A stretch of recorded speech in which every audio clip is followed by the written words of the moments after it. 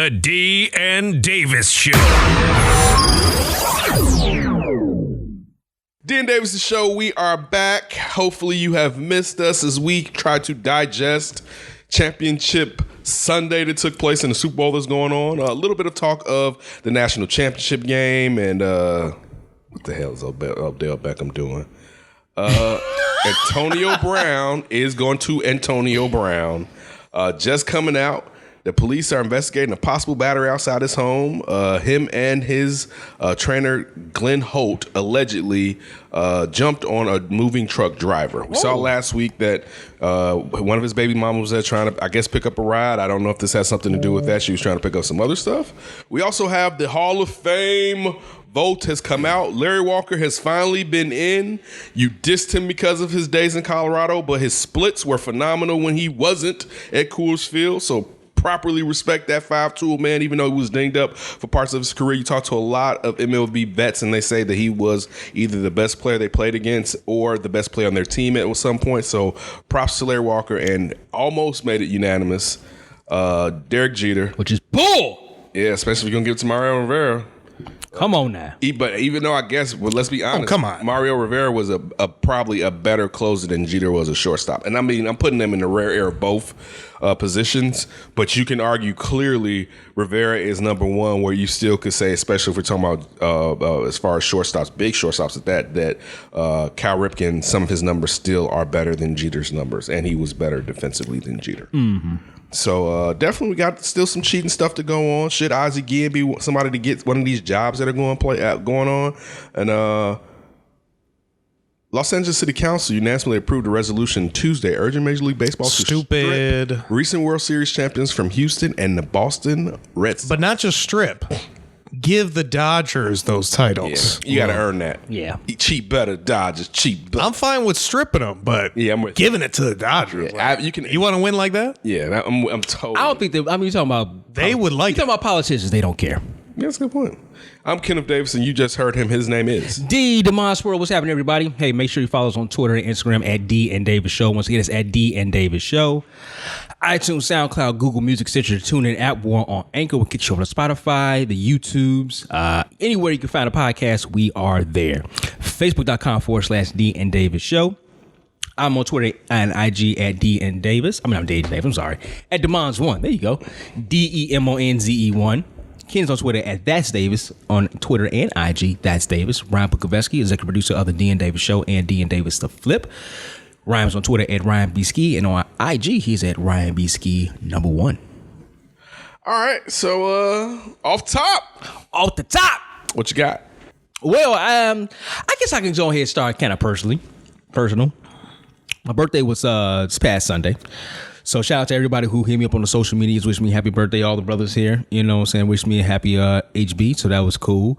But I took a little trip, me and the missus booked a trip for me to go out to Galena, Illinois. Now, Galena is about 2.5 hours to 3 hours away. South, northwest, east, which way? It is northwest. Okay. Right on the border of Iowa, and you can see Iowa. You can basically kind of like you're right on the border of Iowa, Wisconsin, and Minnesota. So if you live in Madison, right at the University of Wisconsin, right? It's in Madison. Yes. Mm-hmm. You're an hour and a half away. If you're in Cedar Rapids, you're about 2 hours away. Des Moines is like not Des Moines. Yeah, Des Moines was pretty close. Dubuque, Iowa, we went over to and saw Bad Boys 3. Went to see Bad Boys 3 I did on my birthday. Iowa. Yes, I did. How was Bad Boys? In Dubuque, Iowa, I can say I've been to Bad Boys 3. It was good. It was not good. You didn't like it? I mean, Bad Boys 2 wasn't good. I liked it better than Bad Boys 2. Nothing's better than Bad Boys 1. Real quick. I take action movies for what they're worth. I don't try to go deep into them. Have to be deep, just have to be real good. Yeah, true. But if it's like just shoot 'em up, bang, bang, funny stuff here and there, whatever like that, I take it for what it is. I think it was better than Bad Boys 2, and I think it had a little twist I don't think a lot of people saw, and I can clearly see what it's probably going to take the franchise after that. So for what it worth, I like it better than 2. It was good. At least Michael Bay wasn't a part of it. Yeah, I know, right? It was better. It was a lot. I'll put it like this. It was a lot better than what people thought, and it was the #1 movie in the country, made all the money back and made like $100 million overseas too. So It was a winner. It's called Will Smith. Yeah. Will Smith? A little bit long. Yeah. Marlon Lawrence too. Yeah. All right, but anyway. So we had a snowstorm here Friday. And I'm thinking to myself, me and the missus, like, we can go ahead. We can get there. You know what I'm saying? Maybe it goes from a 3-hour drive to a 4-hour drive. Just add another hour to it. All right, cool. Hit the Dan Ryan, leaving the Inglewood, dropping the grapes off. Fine. Taking my time, clear, no problem, right? Man, we get around to not even O'Hare. We end up going. I forgot where we ended up going. We kind of went around about and didn't go towards O'Hare. So we end up around about Schaumburg, Naperville, whatever that area is out there. About like Hoffman Estates. Sears Center. Yeah, there you go. Your neck of the woods, right? Schaumburg, right? Well, all the players stay. Let me tell you something. People out Windy there. City Bulls, baby. Windy City Bulls. Let me tell you something. People out there that's listening to me right now. Do not speedball during a snowstorm. I think we saw at least 4 to 5 cars on the side of the road stuck. Couldn't do anything. Not Chicago cars. We rented a Jeep Cherokee. So I was just going through it. I'm cool, but I'm taking my time. Mm-hmm. I'm slow motion with it, baby. I'm good. So basically, Cherokee or Grand Cherokee? It was Cherokee. It was limited Cherokee. It was nice though. Oh, but it was limited, yeah. So it's a Grand Cherokee. It didn't say Grand on the side, it just said Cherokee. How did it look? But it said limited on the back. 4x4 limited. You could switch it on the inside to go to sports, snow, all kind of stuff. It was a sweet. Chanel was like, my first car was a Cherokee. Yeah, Chanel was like, we gonna buy this car eventually. Like, we gonna get one of these. So she loved it. So basically, I've driven from Inglewood to, let's say, Oasis, not even hit Rockford. It took me about 2.5 hours just to do that. It was moving slow, right? So we stopped, get something to eat. Oasis, hit the Oasis, back on the road. So now we passed up Rockford. I say about 10, 15 minutes outside of Rockford. This is it right here? Yeah, that's it. Yeah, that's it. Yeah, it's not a grand. It's not a grand, but it's sweet though. It's sweet. No, they work. Yeah, they work. It was sweet. So it'd be good for the lady. Yeah. So about 10, 15 minutes out of Rockford, I'm driving slow mo, going about 30 miles an hour. It's pitch black out there. I can't see nothing in front of me. I say you were driving. I was driving. Why didn't you have her drive? She's a better driver than you. No, she's not. So you don't even drive. I don't drive that much because I don't have to, but that's not. I'm a better driver. It's not possible. I'm a better driver. So about 15 feet ahead of me. Dangerous. 15 feet ahead of me. I couldn't see nothing. It's that black. It's dark. Nothing. No street. No. I'm in the middle of booties. That's how it is out there. I know. That's majority of America. I tell people. I tell it all the time. Say it all the time. This is what America, for the most part, looks like. Cities are at the minimum, but that's where everybody lives. But majority of people, but a minimum amount of people live out in the country, which is majority of what the country looks like. More people live in rural areas. Yeah. So I'm driving, and I see on the other side of the road, car doing a pretty good clip. All I see is headlights, Ryan. All I see is headlights. All of a sudden, goes in the ditch. Oh, comes back up. Now the headlights are coming towards me. I'm like, whoa, let me stop for a second. Nobody's on the road with us, so I can be able to slow down. Car coming kind of towards us, goes into the ditch. I'm like, well, thank God. For a second, I'm like, man, this is how I'm gonna go out. Head on. I'm literally thinking, me and Chanel was like, what the is going on? Dude went into a ditch.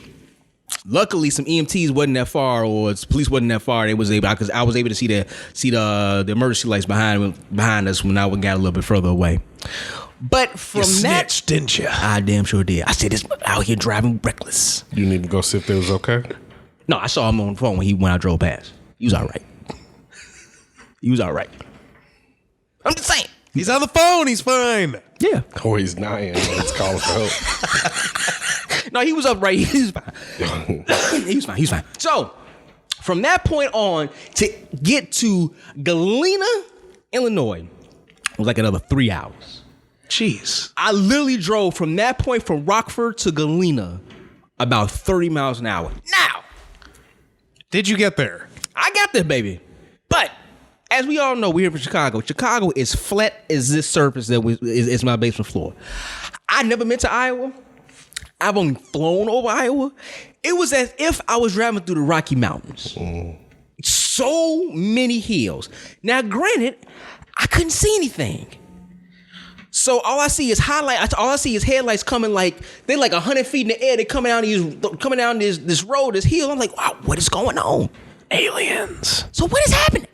So eventually we get there. We get to the spot. We eventually get there about 12:30, 12:45, whatever like that. Next day we got up. I was like, hey, you know what? What time did you leave again? About 7. So the next day we get up. I'm like, okay, let's drive around, see what's going on, whatever like that. See what we missed. Literally, if I would have made a wrong turn, I would have been down a hill about 100 feet dropping. It was that crazy. I couldn't see nothing by me, nothing around me.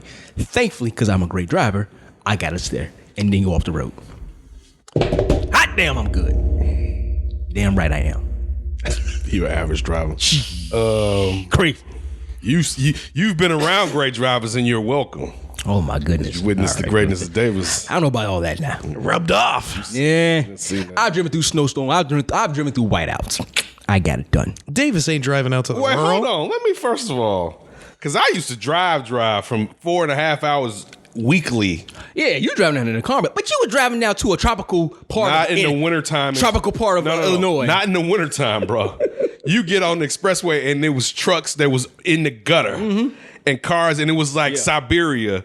But one time I was leaving here with my younger brother and sat there and 2 cars went horizontal in front of me, and I knew at a certain point, because I was sliding on ice, I had to throw the car in the ditch. And I had already planned it out. Mind you, this has happened within 5 seconds, if that. Threw the car in the ditch. My little brother thought we was going to pop out on the other side. I knew we weren't going to pop out on the other side, but we were closer to the other side than I expected. When it was because it was full of snow, that ditch in between the north and south, or east and west. Yeah. Great thing, I never found out this guy. I really always wanted to. This dude stopped. That's why I asked you. This guy stopped and gave us a ride back to Kankakee.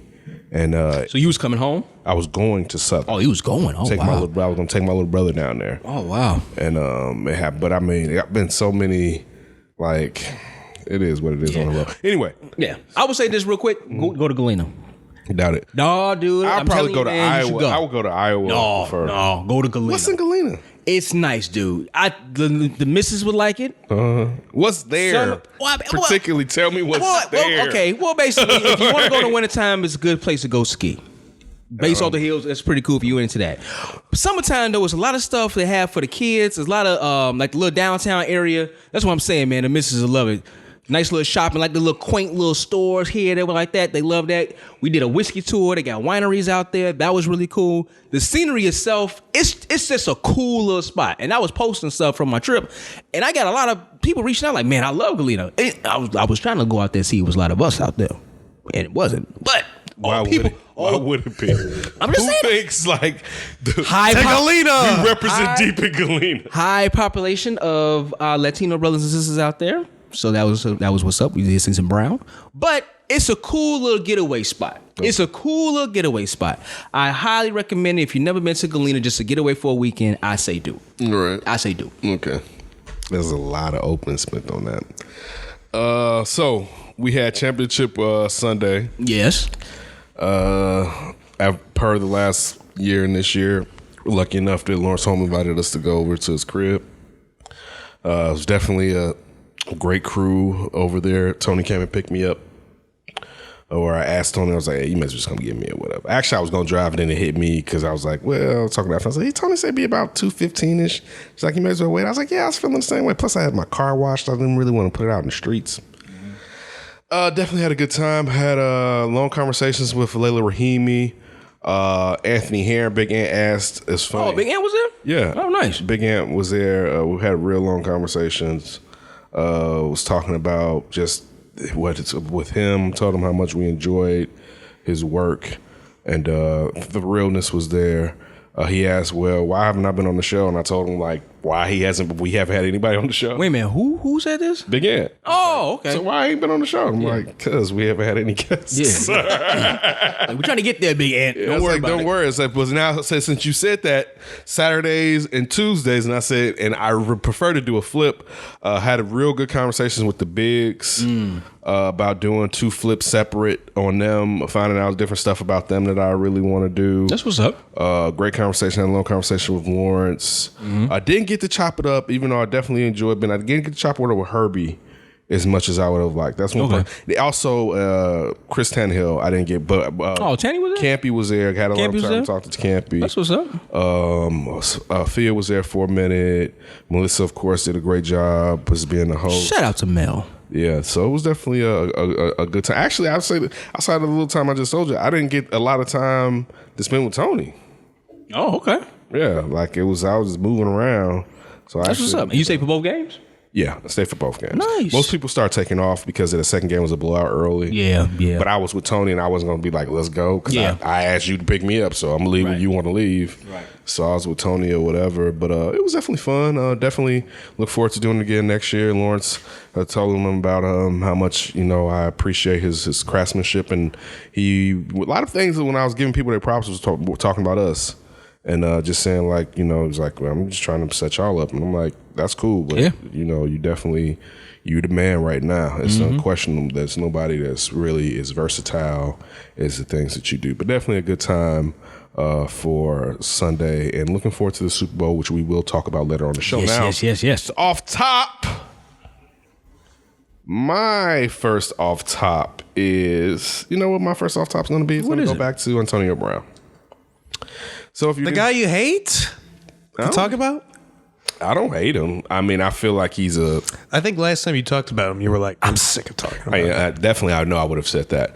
I feel like he definitely has, and we saw from his agent, now former agent, Drew Rosenhaus, saying that, stepping away and telling the NFL Players Association that he wouldn't mind representing him again if he takes the first steps to getting help.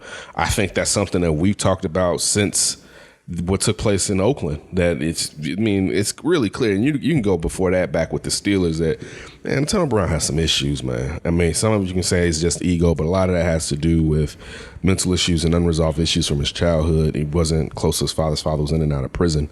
I'm not putting it all on that, because there are a lot of people that have incarcerated parents who aren't who aren't in his situation in two ways. One, regardless of how you feel about him, he's pushed himself to be one of the greatest receivers in his generation easily. So that's props to his work ethic. But part of that fuel that fuels him is also, well, I don't know, it's a demon in his right shoulder. Police are investigating a possible battery outside the home of free agent wide receiver Antonio Brown on Tuesday afternoon. The alleged victim, a driver of moving trucks seen outside Brown's home, said that he was battered by Brown and his trainer, Glenn Holt. According to police, Holt was arrested and charged with one count of burglary with battery. Police say Brown is a suspect, but he has not been arrested or charged, and attempts to make contact with him were unsuccessful. He need help, man. Yeah. He's spiraling out of control. From last week, he was cursing out the cops. Yeah. Had his baby mamas there. The kids were right there. Yeah, that was, to me, that was the hardest one. And the kid, you can see the kids let their dads, and was just like, bye, Dad. And it's just like, he's talking down to her. He's talking to the cops and all that. And it's just like, you don't want to antagonize the popos. Well, that too, number one. But number two, man, you don't want to act like that in front of your shorty. Because you're telling them it's okay, and that's what you're doing. You're basically a model. You are their model. Well, plays devil's advocate. I'm sure some people will say that she knows her relationship with Antonio Brown, and it probably was going to be acrimonious when she showed up. But even if you have an issue with, I'm with you. Yeah, don't do that in front of him. Don't do that in front of your kids. Yeah. But he's spiraling out of control. Unfortunately, you just like the report that came out today. Unfortunately, you just kind of waiting for the day. It's kind of like, Antonio Brown has been incarcerated. Antonio Brown has been hurt in some kind of way. I don't want to speak the ultimate thing what could possibly happen, but it's kind of like, man, you just need to slow down. Sometimes, man, when cats get in a situation like that, something needs to be taken away from them. The football's taken away. Yeah, but he still got bread though. He still got that got taken away too. Well, this contract got taken away. I don't know the man's pockets, so I don't know if he stashed away money. I don't know if he's blowing money. I don't know. But he was planning on a big payday. Big payday. Everybody that was his grand scheme. He had that counted already. He counted because that was his grand scheme. Get out of Oakland. Don't need to. I'll get the big payday that I want. And people, you look in New England, was willing to work with him. Maybe. We still don't know. We saw Tom Brady was like, yeah, come live with me. I mean, you know. But he knew 1 year there, he was golden for that paycheck. Well, this is the thing. He had $30 million that if he would have waited to that Tuesday and not that Saturday, he would have gotten from the Raiders. Now, the contract he had after being released and signing with the Patriots, if he stayed there 2 years, he would have made that $30 million up. Mm-hmm. Most people feel like they probably wouldn't have kept him that second. Probably year. not. Yeah. So that's my only caveat to just be. But he was figuring, I'd be with Tom Brady, I'd be with the Patriots, we'd go to the playoffs, I would have all this stage, boom, big payday in the offseason. But he can't get out of his own way. And now you're looking at a person who's potentially like short-circuiting in front of everybody's eyes. Yeah, I don't. And also, too, he's filming himself short-circuit. I'm be right now. I really don't see him back in the league. Because I think he's starting to teeter to a way. How old is he? 31. I think he's starting to teeter. I think the League One is going to be like, you know what? Hold up, because He was just working out with the Saints before the playoffs. yeah, but the Saints didn't get the okay. Why didn't they bring him in? Because the league probably told him as soon as you sign him, he's going to be on the commissioner's exempt list. Yeah. So what's the purpose? Right. Yeah, I think if anybody now knows that it's it would have to be in the beginning of the season. He would have to sign at the beginning of the season, so you know eventually you got to know the rule in the NFL. I mean, it doesn't even make any sense to take a PR hit. Now, I'm not saying that you sign them as a PR hit, even though people will say, well, these allegations out from these young ladies. But even from the point of the antics that he'll do, and he's on your team, even if he's on the exempt list, he's on your team. Why take the hit? He's showing everybody in the world, hey, look at me as I'm spiraling out of control. It's not a fact. So I agree with you. It's like, why would I even want to take a risk on that? He's 31 years old. Like I said, I don't know the brother's pockets. Hopefully he has his money. But in situations like this, you have to get something taken away from you to kind of bring you back down to reality. He's still living as if I'm Antonio Brown, NFL superstar. I'm out here buying, doing all kind of crazy stuff like that. I'm still living that lifestyle. And in so many words, he needs to be humbled. And that's the most. You would want a brother to be humble, wouldn't you? In his situation, he needs it, man. He's spiraling out of control. I'm telling you, I'm just waiting for the next tweet to say something's happened to Antonio Brown. Well, hopefully not. That's what dude, when I saw that today, something was an active shoot. Well, not an active shoot. It was an active something going on in front of his house. Yeah. It's like, what the hell is going on here? Did something happen to him? Did he get hurt in some kind of way? I hope that's not going to be the case, but the brother needs some help. Off the top. So, I'll go back to the MLB Hall of Fame. I just want to throw this question out there, and I know we're fans of him, and I know in a sense of we know that he was wrong. Yes. Is Barry Bonds ever going to get into the Hall Are you of crazy? They're getting in like next year or the year after. You think so? Dog, did you see how their numbers jumped? Did it go up to They're like at 50%? 61 and 60%? 6. They're at 61 and 60. All right. So They're 15 points away from getting in the Hall. Okay, so this is my question though. Kurt Schilling, real quick. Yeah, what did Kurt Schilling? Kurt Schilling is at 70% now. He's at 70? Yes. You need 75? Roger Clemens is at 61. Barry Bonds is at 60%. Omar Vizquel is at 42, and Scott Rowland is at 17. There's not a question. I don't know if Scott Rowland's Hall of Fame, but anyway. There's not a question that Barry Bonds and Roger Clemens are getting into the Hall of Fame. And you just said Kurt Schilling. Kurt Schilling's he's He in should there. be. He's 5% away. The only thing keeping him out is his mouth. political views. Yeah, which okay. shouldn't matter. Okay, so here's another part of the question then. You just say like they're like 15% away, and obviously it comes down to the voters of MLB, of Major League Baseball writers. Do we think that 15% is going to be hardened and not let them in? Because eventually, the whole thing is those writers got to either get phased out or, so many words, kind of die out. That's what's happening. Die out in the process. Yeah, I think that's already happening. Yeah. Dude, they jumped up like 50%. Like, they jumped up like, they jumped up about like 45%. Okay. And the more this cheating scandal thing keeps going on and people think about it, they're probably going to be more and more likely to let them in because they know they're going to probably have to let in some of these guys. They also know that guys if they're going to be around. They're also alleged guys who have been let in. Like some people have questions about Jeff Bagwell. You have you know what I'm saying? You have he got in you have Mike Piazza. There's no 3 years ago? Yeah, you have Mike Piazza. Like there are guys who I'm going off of the alleged, but there are guys who got in who people already question. So if you're going to do that, then you can't hold the greats of that era out. And you put Bud Selig in. Yeah. Yeah. So. All right, you gotta guess around the crowd. All right, cool. Listen, I hope he gets in. I think he should have been in years ago. Because when did Barry Bonds retire? Well, I think the big About thing 10 years ago. Well, the big thing is punishing him. Like that was the whole point. Like the voters are using the Hall of Fame as a way to punish these guys. So it was like they had to go through years and years of punishment before, because everyone was saying this at the time. In like 10 years, when we're talking about this, they'll probably get in because everyone will eventually be okay with it. Last year, Schilling was at 60, Clemens at 59, Bonds at 59. Real quick, I'm going to give you 2018, where they were at. Yeah. In 2018, Clemens was at 57, Bonds was at 56. But I think next year they're expecting a huge jump for those guys because it's also a weak because class. you're getting that's what I was saying. You're getting these guys out the way. Yeah. I mean, we always kind of thought those voters would have to, in a sense of just voting, kind of die out. Yeah. And you would have these younger voters who either grew up watching these guys or also kind of look at it the way we look at it. Dude, all y'all made money off this. All y'all know what was going on. You got to let these guys in. Well, I think it's what Ken said. Like, it's not so much the money as it's like we don't fully know which guys are clean and not. And we know Yeah. there's And if there's guys already a guy in there with question Yeah. marks, then how can you hold How can back you hold other out? question marks? you know they holding the hell out of Sammy.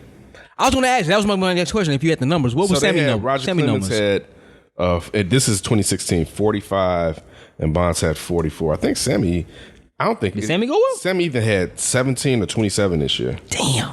Well, I mean, because But I don't think Sammy he's Sosa's a Hall of Famer anyway. that's though. all I was about to say. Sammy. Yeah. Sammy Sosa, Mark McGwire, those guys are not Hall of Fame. He had a Hall of Fame season Well, with for Mark Sammy- McGwire. Seasons. No, I'm saying just Still that to- summer to of the '98. point. Yeah. Still That's to really the it. point, though. I mean, Sammy had 3 years hitting 60. But he Yeah, was hitting. that's the other like thing. Yeah. But I mean, still, we know that again. I think we talked about this last week that Sammy was a guy that you looked at can get 30 for 30, a 30-30 season, 30 steals, 30 home runs.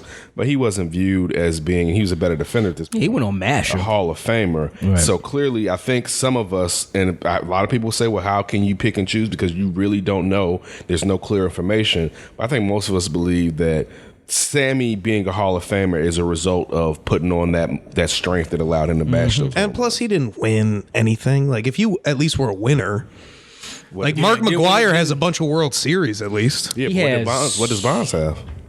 Bonds has the records, though. Bonds has the numbers that you He just want. has his. I'm playing devil's advocate. I don't think his numbers. In I'm I don't just saying, think it's I think apples to apples. Sammy doesn't have the numbers, and on top of it, he wasn't a winner, so it's really hard to build. It would have been a thing. But he was a Cub too. There wasn't a lot of winning. No, that's just true. not on him. That's on that organization. Yeah, that's not on him, but that's a case to get. Let's in. just say that 03 team would have won the World Series. Sammy last year had That probably would've helped 8.5%. Big time.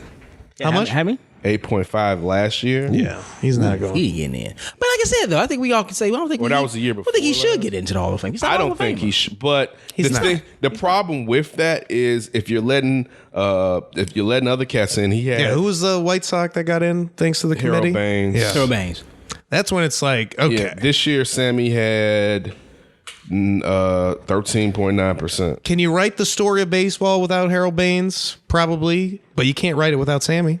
And summer of '98. Yeah, true. Yeah, You're right about that. I don't think, for instance, and D said for how I feel and being here, I don't think Sammy, prior to being a steroid user, is a Hall of Famer. Right. All right. But what Sammy Sosa did is the entirety of his career, he deserves to be a Hall of Famer. You let the greenie guys in. You let when the blacks weren't in there. You let the dead ball guys in there. Right. Like I'm just saying what Sammy did for that spectrum. That's Hall of Fame numbers, inflated or not. But do you think... I think Alex. Now I'm not putting them the same thing. I don't know if Alex Rodriguez used steroids since he was supposed to be at Miami U. Yeah. But I know how physically gifted he is. He still had something on top of whatever performance. That's what I'm talking about, like with Barry Bonds. That's in the same. It's like But his again, physical Barry, gifts. It's I like think we know- he is the best. He's the best baseball I think we know with Barry, though, Barry Bonds. we saw him clean at one point. I think we know the same with Clemens, from where the Red Sox thought he was done out of the natural life of out of a pitcher when they traded him to Toronto, and then how he came back after that when he started juicing. And it was crazy though, because I think was Barry in Pittsburgh for 10 years? Maybe 9. 9, and I know Clemens was in Boston for about 10 years. About 10. Yeah. About Because right everybody was talking like, oh, well, maybe not so much Barry. Everybody thought Clemens was done. Yeah, everybody thought he was Toronto done. had 2 phenomenal years. Sure did. And then the Yankees traded went to the David Yankees. Wells for him. And then he got, what, two World Series out of them? Did he get 2? I know he got one. He definitely got 1. I think he might have got 2 World Series out of them. He might have been in the tail end of that three-peat. I think they got one more. Because Derek Jeter has, what, 5 championships? Yeah, he has 5 championships. I think Clemens might have been on the last 2, and then they won obviously the last one with him and A-Rod and all those guys. Clemens wasn't on that one, though. No, he wasn't on that. He was out of baseball by then. Yeah, because that was a CC Sabathia. Yeah, that was CC. Mm-hmm. Yeah. But hey, listen, it's good to see that these guys are finally 2-time coming around. champ. 2-time champ, right? Yeah. So he was what, 9 and 2000. 99, 2000. Yeah. But yeah, it's good to see those numbers going up. Yeah, I mean, I hate to say it's good, even though I feel like those 2 out of the steroid guys deserve to be in. Mm-hmm. They have been punished. You could say they've been punished longer. We've heard the detractors and how everyone wants to correlate the steroid uses with what the Houston and the Red Sox have done, and on top of that, what Pete Rose has done. And on my last hot take, I told y'all to get that BS out of here. Go ahead. Is Kurt Schilling, is he a Hall of Famer to you? Oh yeah. No doubter? Oh, yeah. What him and Randy Johnson did that one year, and that was already with like I'm a playoff Randy guy. Yeah. That's a little bit more Kurt Schilling. Yeah. Listen, when I say Randy guy, I mean I'm a big Randy guy. And I mean, he come back. I mean, He was came the head back of- with the Red Sox and that start with the bloody sock. Dude, my favorite pitchers, my lefty righty, are Pedro and Randy Johnson. He, in some That's pretty ways, good. helped take both of them to the World Series. Like, so for me, that's it. Like, he was better don't forget than when he was on my Phillies. favorite guy. Don't forget when we was on the Phillies. Really? Either. Yeah. So He was great there. Yeah. So no, Kurt Schilling is what if Robert Horry was averaging 20 points a game and doing that. Yeah. Right. Like that. Like you're already one of the top players, but playoff time, playoff time big is bomb. another. Yeah. Like there's very few players. Like when we grew up here and Reggie Jackson being Mr. October. Like when it comes to pitching, that's Kurt Schilling. Yeah. And so Big time games. Yeah, dude, I have to say that. I know that the pitchers' wins are devalued, and it started during that era. It wasn't the same thing. But still, Kurt Schilling was money in the effing bank. It was. So In the steroid era. yeah, so yes. Yeah. So by all means, Yeah. and one thing we haven't heard is that Kurt Schilling was juicing. Not to say he wasn't, but we've never heard that rumor before. Yeah. Right. So no, dude, Kurt Schilling, regardless of the things that come out of his mouth that you may not care for what he did on that baseball field, he's Bonafide. He's all of fame. Bonafide. I don't think it's even a question, to be honest with you. Right, you got one? Yeah. I saw an interesting article after, I think it was the start of the NBA season. Chandler Parsons was talking about getting healthy. Yeah. Did you hear the story today? Yeah. Got hit by a drunk driver, allegedly. He didn't cause the accident. This driver was allegedly did. drunk and hit him, and they're saying it might be career threatening. Yeah. Might be done. May have brain injury. Well, he does have brain injury. He has a some kind of disc thing and a torn labrum. Yeah. That's sad. I didn't hear about the brain injury though. Yeah, dude. Yeah. I feel like it may be permanent. Ooh. Yeah. So shout out to Chandler Parsons, man. He's had a rough deal since his time in Dallas. Basically. And he really thought he was going to come back and be something, even though he hasn't really played and done anything this year.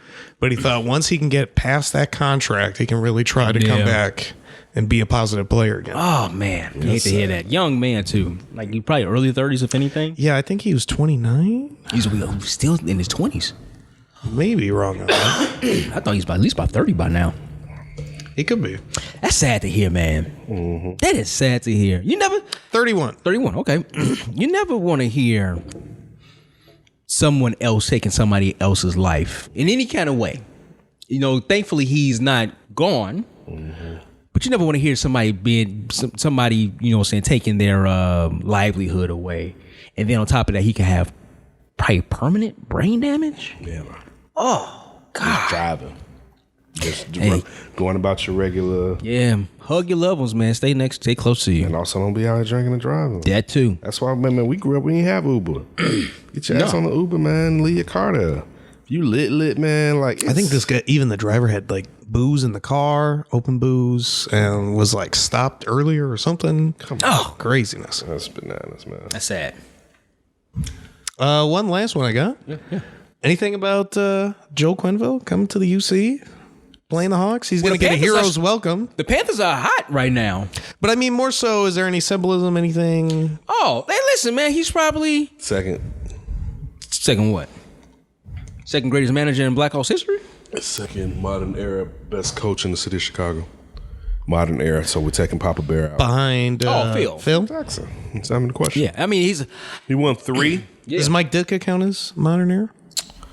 Oh, he can, but I mean, he's not better than Phil. And listen, he's not better than Phil or Joe. No, I don't think he's better than Phil. But I might take him over now. Joe. Phil had Mike, so I'll say he had the whip and Scotty. But I mean, listen, be honest with you, Mike Ditka, he underperformed. They underperformed. But even if they lost, the NFL though is so. But no, at that time, Well, back then it wasn't no free agency. It wasn't free agency. Yeah, that's true. That's true. So they just couldn't get it done. At that time, no, like you had the whip. You were, even if let's just say they went to 3 and only won 1. But dog, they went to 1. Yeah. So like, guess who? What? It got at least 3 NFC championships. Yeah, but because they lost the year before that, and then they won a Super Bowl. To the 49ers. And then they went back, I think, another 2 times, or maybe one time. One to Washington. Yeah. They may have lost one to the Giants. I thought they won against or lost to the 49ers. No, that's the year before. Yeah. Wasn't That's that why 2 years after? I thought it was 86 or 87. No, it could have been. I mean, they were always in the running. Mm-hmm. The quarterback issues was a large part of it. Also, even though the year after, the defensive points against was better than the 85 year, but still, Yeah, statistically they were better. But it's in some still areas. the same defense. No, Joe Quenneville, I agree with that one. I think he's probably the second greatest. He should, but you know what? Sometimes, man, it's just time to move on. And right now, the Blackhawks, they're surging right now. They're doing pretty well. They're a few points out of the last place. Is he over Joe Madden, too? A playoff. Yes. He's over Joe Madden. Because Joe... Is Quenneville over Joe Madden? Yeah. Oh, absolutely. Yeah. Joe's over, break 100 Joe's over Ozzy. He had a dynasty. It was a dynasty, dude. Joe's over Ozzy. Ozzy broke it first. Joe's over Ozzy because Ozzy didn't go to the playoffs enough. Right. So Joe, at least they went to like 4 NFC. Yes. I mean, Joe's over Ozzy, but no, I mean, because you want to say like, yeah, that curse that, and it did apply more pressure, but he won 3. And dog, listen, baseball doesn't even have a cap, especially then didn't have a cap. Just they basically only had a cap these last few years. Mm-hmm. But when you're talking about that, you got to go off of the loon. As far as the Blackhawks had to break that team down because they had after the very first one. Yeah, they lost Bufflin. They lost quite a few guys. At the very first like no, that's true. When you think about that and to be able to continue to pull it off, it's not a question, man. Yeah, it would have been great that if he still would have been here. But you know what? Sometimes it's time to move on. I'm like that usually, but it looks like stands. Like if one guy's going to stay, it's the problem, and you don't hear about it, but. Jerry Reinsdorf did imply he wished he would have probably chosen Phil over Jerry. Mm-hmm. I think that Rocky Warts at some point is going to wish he chose Quenneville over Bowman. Like it just would have been because Bowman hasn't done enough for you to be like, get the coach out. The general manager is the one when it comes to replenishing this roster.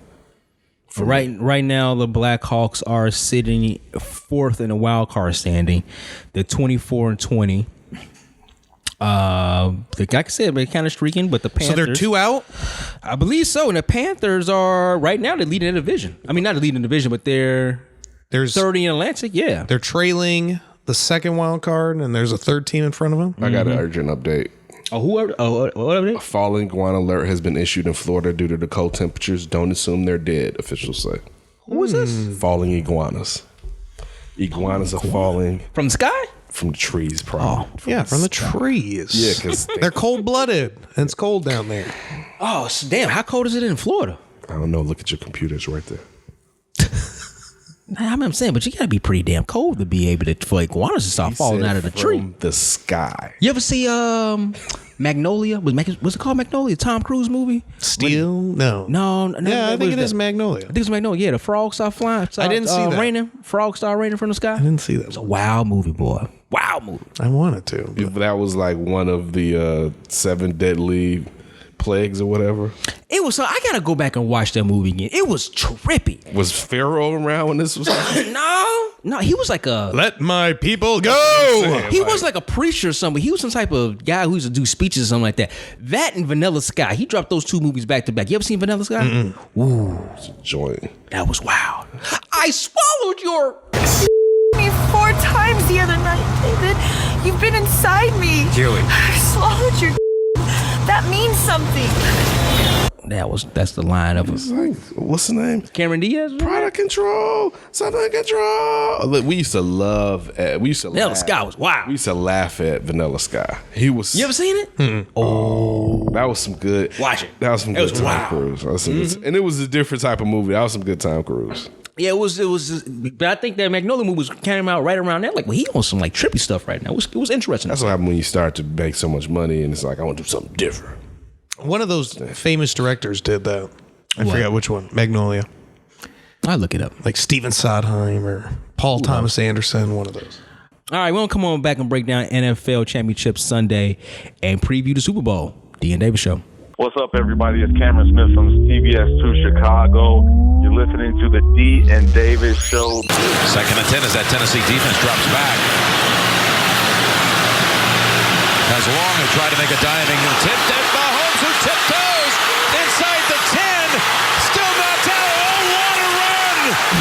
Out of this world! Touchdown, Kansas City! D and Davis Show. All right. Sunday was conference championship, but we have to call it around here Championship Sunday in the NFL. Titans, Chiefs, Packers, San Francisco 49ers. We're going to start off with the more, I guess you want to say, based on the score, more competitive game. That'll be the Tennessee Titans going into the KC. Kansas City, man, listen, they did their thing.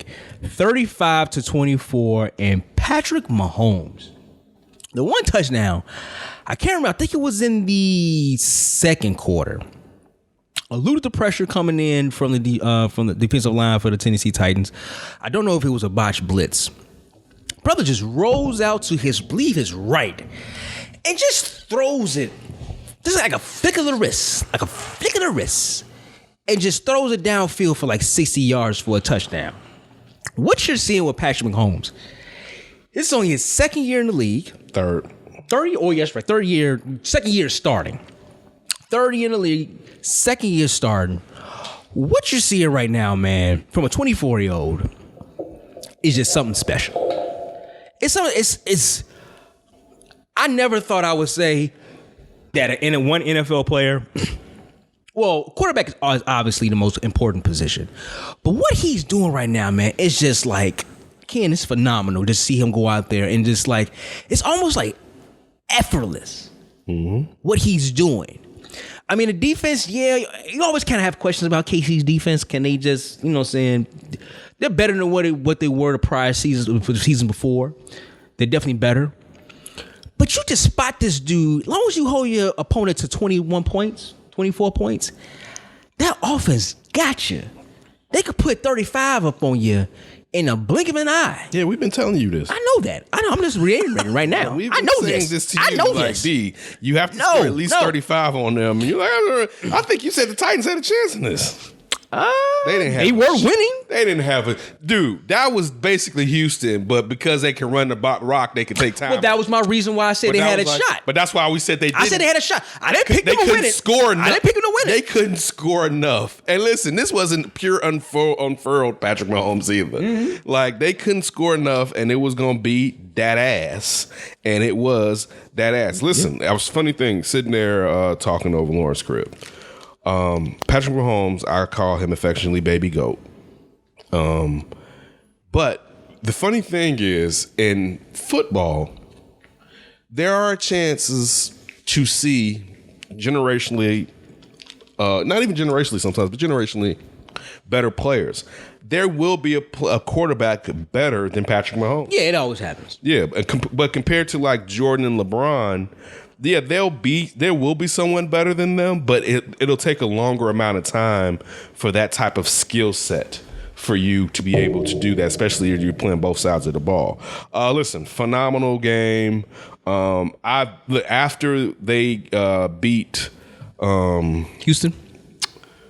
Yeah, after they beat Houston, but after the Baltimore was knocked out. Oh yeah. I was like, it's a wrap. It's a wrap. Yeah. And it's going to be good. I know we got to see what the 49ers will do, but it's time for Andy Reid to finally get his Super Bowl victory, to cement his career. And with this great career that we're seeing in Patrick Mahomes, a player that had a knee injury and is running more now after that knee injury during the season. How about the run for the touchdown? Yeah. It's funny. I felt the game was over at that point. Oh my God. Yeah. Because it was, if he's doing that, it was so emotional. And the onslaught's Right coming. before 11 seconds before the half, and you know they're getting the ball back again. Like the onslaught is coming. The floodgates are about to start opening up because once they get rolling, there's nothing you could do. He has great weapons on the outside that he definitely benefits from. But to take the lead in that game at halftime, it was like that's what the Titans needed to do. neither one of the teams scored in the third quarter, but once again in fourth quarter they put up 14 more points. Who can put those passes in the windows that he puts them in? Like I love hearing the Favre comp. That's what you hear a lot of, because I feel like Brett Favre has always been disrespected for how great he was. I feel like nationally, especially because we didn't have the internet then, I think people got on to Brett Favre, I won't say late, but he was already great when nationally they started to give him his props. Yeah, we had been here. I watched him throw picks when he first starting. That was a knock on him. Yeah, for the Magic Man. But still, the thing is this: how many games did Brett Favre lose with his arm? Like when people say that, they make it seem like there were a ton of games he threw the pack out. There really wasn't. Like, yeah, he made it throw on a pick, but usually he got your ass back, or it was something. It was rarely like you never were really like they lost because of Brett. That wasn't what was taking place there. And it happened all the time. Yeah, so I think the only narrative, later in his career, really. When he would throw those 4-pick games. But I think the narrative is what I'm saying. I think is somewhat unfair because again, there's not as much tape since we weren't in this era where you could just click on a mouse and pull up stuff like that. I mean, Mahomes has no fear in that pocket. That's what I really like about him. Well, I mean, his but look how much composure time he insane. has, though. That offensive line is hard. I mean, he hasn't really gone up against a good pass rush in these playoffs. He will. He will now, though.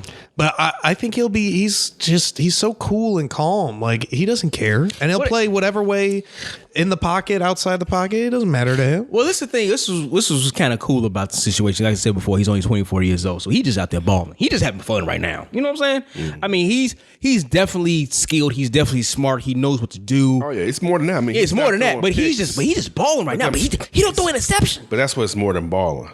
That's exactly him. That's right. Him being able to read the coverages and knowing he knows what's happening. Yeah, so this is not just like off of luck. Yeah. He's a student, and he's also showing with his elite talent level what he can accomplish. Also, the dude rarely throws interceptions. That's the crazy part. For you to throw, especially like last year, for the touchdown, nuts. For you to throw that many touchdowns, and like usually you're thinking the guy's gonna have 10 interceptions at least, and no, the man is protecting the ball. Props to him. I want this to last 15 more years. I'm gonna enjoy this as I age out, watching him be the older gentleman in the league. It's definitely a bright future in the NFL right now, and he seems like it's not even seems he's at the head of it. And due to the fact that I'm not trying to diss him, Lamar Jackson does it with his legs. Pat Mahomes can run some, but he does it with his arm. You know that it's going to allow him to last a lot longer if he has any injuries to his wheels. He's the best quarterback in the league right now, right? It's not even a question. Oh, he's not the best even a quarterback question. in the league last year. Because they're primed, I think. The defense is, I mean, if the defense can stop the run like they did with Derrick Henry, it's going to be tough for San Francisco to win that game because the Chiefs are going to put up points. But I don't care how good that defense Shanahan is. in the scheme. Because when you're running with Derrick Henry, they have the most physical offensive line in the Titans. Those guys, they come in with bats and brass knuckles. Like, they get off the rock. But, and I'm not trying to diss them, I don't think it's as much as the scheme all the time. It's also because the physicality and Derrick Henry being physical and fast when he can get his speed up. Now you're talking about a team that is schematically can run the ball on the butt. Yeah. So that like now like it's going to be a little bit trickier to stop the run because Getting Chris Jones back really 75% of their plays this season on offense have been run plays. Run plays. They do know a ton of motion. They do that Rams thing where we run it. Everybody's flowing this way, so we throw it the opposite. He knows on the weak side. San Fran knows exactly who they are. They know what to do. The only question is, I said before, Jimmy Garoppolo got to be able to go out there. Yeah, it's going to come down to make some right. throws. And that's why, I mean, we'll get to our picks later. I just want to do it next week. But that's why it's going to be very tough for San Francisco to win that game because you can't have Jimmy Garoppolo. How many times he threw the ball? 8. He threw the ball 8 times. That's good. Not in this NFL and not against Completed that guy. 6 for 77 yards against Green Bay and Aaron Dude, Rodgers. Patrick Mahomes might throw $100 million He in might the throw 8 completions over 40 yards in hell, 1 quarter sometimes. You know what I'm saying? He's just that offense with him is just that explosive. He's almost thrown for 10,000 yards in 3 seasons. 2. Start right. He played started week 17, year 1. Yeah, I'm adding all his numbers up. I'm adding all his numbers up. Okay. 9,412 yards. But it's going to be games played. Yeah, So he has games 31. played? He has 31 games played, 9,412 yards. He's thrown 76 touchdowns and only 18 interceptions. Well, part of what's making Some him dudes so do that in great, half of a season. but part of what's making him so Interceptions, great I mean. is having all these weapons around. We'll see in time when he gets But the he makes them even 100. better. No, without a doubt. I'm not saying he's not. Yeah. But we'll see what happens when you don't have as much talent around you and you have $100 million because right now he's on that rookie contract. Very true. And you have Hall of Famer, basically Travis Kelce's on that track. Tyreek Hill is the most special weapon right now in the NFL. Mm-hmm. So no wonder he's putting up yards. He's got so much talent. And like you said, he makes talent better. He makes them better. That's the one thing that's so crazy about having a great quarterback. Like growing up, my favorite quarterback I think I've ever seen, besides Peyton, Peyton was just great during the regular season. I loved when I was a kid watching John Elway play. Because John Elway made them guys. How many times he go Super Bowl? 7 times? Or was it 5 times? 5? No, 3 times he lost, 2 times last time. The first 3, he took them on his back.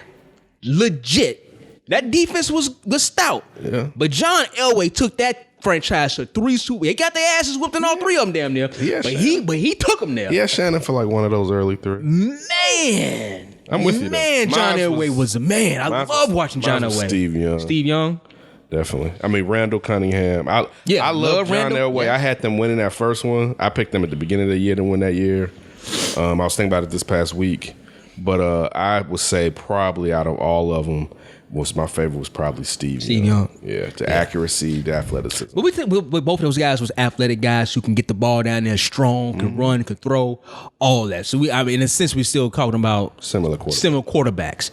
But you look at Patrick and it's like, he's not even in his prime yet. No.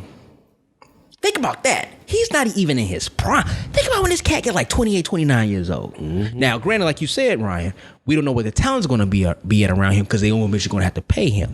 So whoever's the GM and head coach at that time, then we're going to see, okay, can you put guys around him to continue to flourish? First big deal, he's going to start taking less money. I bet y'all to get that first big deal after. Maybe. You got to remember. Can they sign him this year? Tyreek Hill, yeah. Yeah, right. Tyreek Hill. He can sign whenever he wants. Right, yeah. Tyreek Hill is paid. They gave Tyreek Hill his contract. I don't know when Kelsey's deal runs out, but Tyreek is already signed. They can draft running backs. Yeah, you can run it back down. They can draft running back, especially the fact that it's not going to be 8 in the box. Right. So, clearly.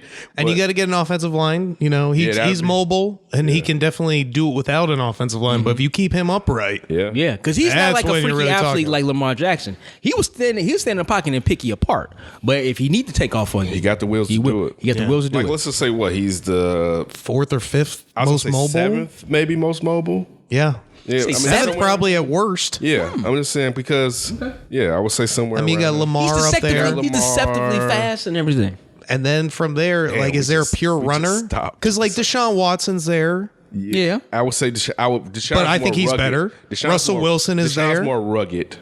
Russell kind of came back a little bit, but he can't. But I'm just talking about mobile, move around and throw it, or you got Mitch a lot. Yeah. I mean, he do have Mitch. You want to throw Aaron in there? You got Josh Allen. Oh yeah, Josh Allen. Yeah. Aaron's starting to come back though. But I think Mahomes is probably faster than Josh Allen.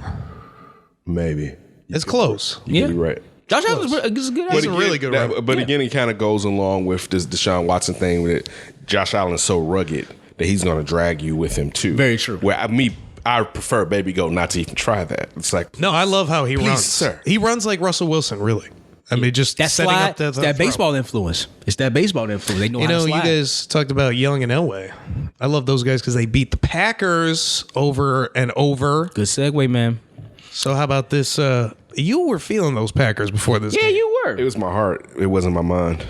No, I know. You didn't pick them. You thought that but Aaron you Rodgers. thought something might happen there. Yeah, you thought Maybe. Aaron Rodgers was gonna go back out there and take down a franchise who they should have picked over Alex Smith. He should be a 49er. That was what I hoped. Now he's like 2-4 against them all time. 49ers. Yeah, he so should- bad. In the NFC Championship, he's 1-4. Yeah, I thought A-Rod was Has he going to be been able to there put. 5 times? I thought he's been there only 4. I wanted to think that A-Rod still Yeah, had yeah. his full A-Rod capabilities. Hey, Father Time is undefeated. I'm not saying that he's. But still you know not what, Ken? Yeah, he threw 2 picks. Well, I wanted to ask you That guys Packers- this. I kept saying this over the year. That Packers team was nothing to go home to say like, oh man, they can win a championship. Granted, it's the NFL, It's anything been a can better happen. team. But they were the worst team out of all 4. But it's been the best Packer team probably since they won the Super Bowl, right? Yeah.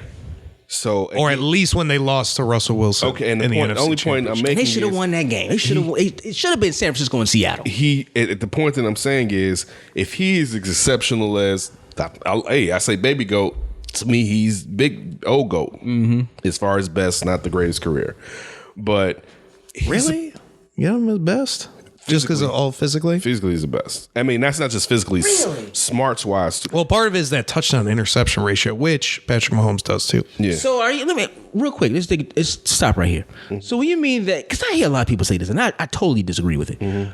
You're saying, are you adding up his mobility and his passing? Of course. His mobility and his arm. That's just his passing his arm. That's not, like, don't forget when he first hit the scene, it was like, whoa, Shorty can run, and that arm is. Yeah, he has. It was blazing. Routinely one Maybe of the I'm top stuck. Maybe I'm arms. stuck in my times. I think I would still take John Elway over Aaron Rodgers. Oh, hell to the You no. wouldn't? Hell no. man. But, Aaron well, Rodgers' football IQ. Are we just saying just physically? No, I'm saying if I had to choose one of them. John Elway had a rocket and he could move too. I don't think John Elway No, was no. the I don't man. think his football IQ as early on as Aaron Rodgers was as high as Now, Aaron granted, remember now, he So sat. that's what I'm saying. He sat for 3 years behind Brett Favre up there. That's- He did sit okay. for a long But I'm time. just saying- John Elway was like, "Hey Yankees, I come play with y'all." He came out to shoot because he didn't want to play with the But Colts. all I'm saying, I don't think his acumen was as high as Aaron Rodgers. Like, man, Aaron Rodgers? Man, boy. Man, John Elway Boy. was bad. Boy. Man. I'm not saying he wasn't, but Aaron Rodgers. I'm not saying that it's not a schism between them, but if you're asking me who I had to pick, it would be Aaron Rodgers. The only problem with Aaron Rodgers is how he plays along with others. But you can actually say that about Elway too, because Elway could be a jerk Yeah, too. he could. Yeah. All right, yeah, but yeah. still, if I had my druthers, it's gonna be Aaron Rodgers because one, I think he ages out. Aaron Rodgers is gonna age out better than Elway because Terrell Davis carried his ass those. Well, it's going to happen. That's going to happen up there in Green Bay. I still bet you, Aaron. You see Jones back there in the backfield. But It's I going to bet happen. you still Aaron's gonna be able to sit there and even like Favre. Even if you think about how Favre ended, Favre was killing it, except for that last final year in Minnesota. The year before, that was, and they had went to the AFC Championship, didn't AP in the background, in the backfield. He was the man. Yeah, I'm he saying was. that Rodgers is gonna be more similar than that than Elway. That's like, carry me, TD, carry me to the promised land, baby, please. But does it bother you? Like, I'm with you. I think Aaron's the most talented. I'm not going to argue against. Well, other than maybe Patrick Mahomes. We'll see down the road. It is Patrick Mahomes. Yeah, I'm fine with that. I'm good with that. It's That's Patrick Patrick Mahomes. Mahomes. I think he's Terrible better than happens. Aaron Rodgers in terms of physical gifts. That's just me. But No, that's the facts. it's fine. But the thing that bothers me, he only has one Super Bowl. That really bothers me. And only one appearance. Aaron Rodgers? Yeah, but 1-3 in the NFC Championship. I know. His coach was Mike McCarthy. It's not all on him. Yeah. But I feel like he is one of the ultimate benefactors. He gets so much credit with so little. But he did so much for what that team they had up there. I agree. I don't want to make it sound like A-Rod is overrated or something. Money this season. Yeah. They had horrible drafts for years and years. And they weren't picking up anybody. And they weren't even adding anybody to the offense. Like, even if we just, like, who have they brought in, not the last 2 years, let's go 3 years ago, outside of Devontae growing, that really helped him? I'm with you. Like, even Jimmy Graham hasn't helped him. Graham. Yeah, but Graham been there for 2 Can it be kind of both? Can it be that he hasn't had a lot of help, but he hasn't been quite that man? No, also, I don't feel like he had failure this year. I think you can, and again, that pass rush was on. I think this year you can point towards him. How many times were they losing because of him? Let's not forget us being here in the NFC North. He's been banged up outside of this year, the previous years. And he's come back. Yeah. Remember last year the Bears basically killed him in the first game, and he played through it. They almost make the playoffs one year. He was out for a while. His offensive line, he was the most hit for majority of his young prime. He was the most hit quarterback in the NFL. Yeah, most sack quarterback. I don't want to attack him. But that's what I'm saying. Like I think because Green Bay has such an exalted status that we don't really sometimes look at the players that are on the field. Dog, even when they were bringing in players, they brought in he still performed well. I know he got a defensive player award, but they brought in what people thought was a washed Charles Woodson, right? They only had Clay, and Clay was in the blink shot. They brought in old ass Peppers. Didn't they? In the year they had Charles Woodson, they won the Super Bowl. Yeah. That was his only ring, though, right? I guess it's just that one, because we talk about John Elway has 2, Ben Roethlisberger has 2, like Eli has 2, Peyton has 2. I give you Ben got one, but okay, so even when you're saying Ben has been to 4 Super Bowls. No, he's been to 3 Super Bowls and won 2 of them. He lost to Aaron Rodgers. Yeah. But this is the thing. The first one, Ben didn't do anything. He just was a game manager. I know. All right, that's like the Tom Brady first one. Aaron didn't have that opportunity where he can just be a game manager. Like, you got times where even with Russell Wilson, the first one when he basically was still a game manager. Mm-hmm. Like, so when we're saying like it's been on him. It's always been on him to overcompensate for what that team lacked. Well, I think these other players at least had defenses that allowed them to sit there and be like, just be like Jimmy Garoppolo in the 49ers game this past weekend. I just think it's so important that he gets the second. Otherwise, I think we have to hold that a little against him. You gonna hold him like you do with Drew Brees, only having 1? No, yeah, a little bit. Better than Drew Brees. He's definitely better than. Oh, you know he's better than Drew Brees. Drop his ass. But there's a little bit. There's a little bit. I feel like there. Drop his ass in New Orleans. One, they wouldn't have a fear that they had to go through the dome. Boy. They wouldn't be like, we got to play through the dome because we get outside and get windy. He'd be like, we don't care. We got A-Rod. And also, too, the 49ers beat the Packers 37-20. But, boy, I think the Packers, I want to know where you guys think they're going in the future, because they're not far off, because they have Rodgers, they got Jones, they got Adams. That defense just got. They got to get another. They got to get another receiver. Yeah, they do.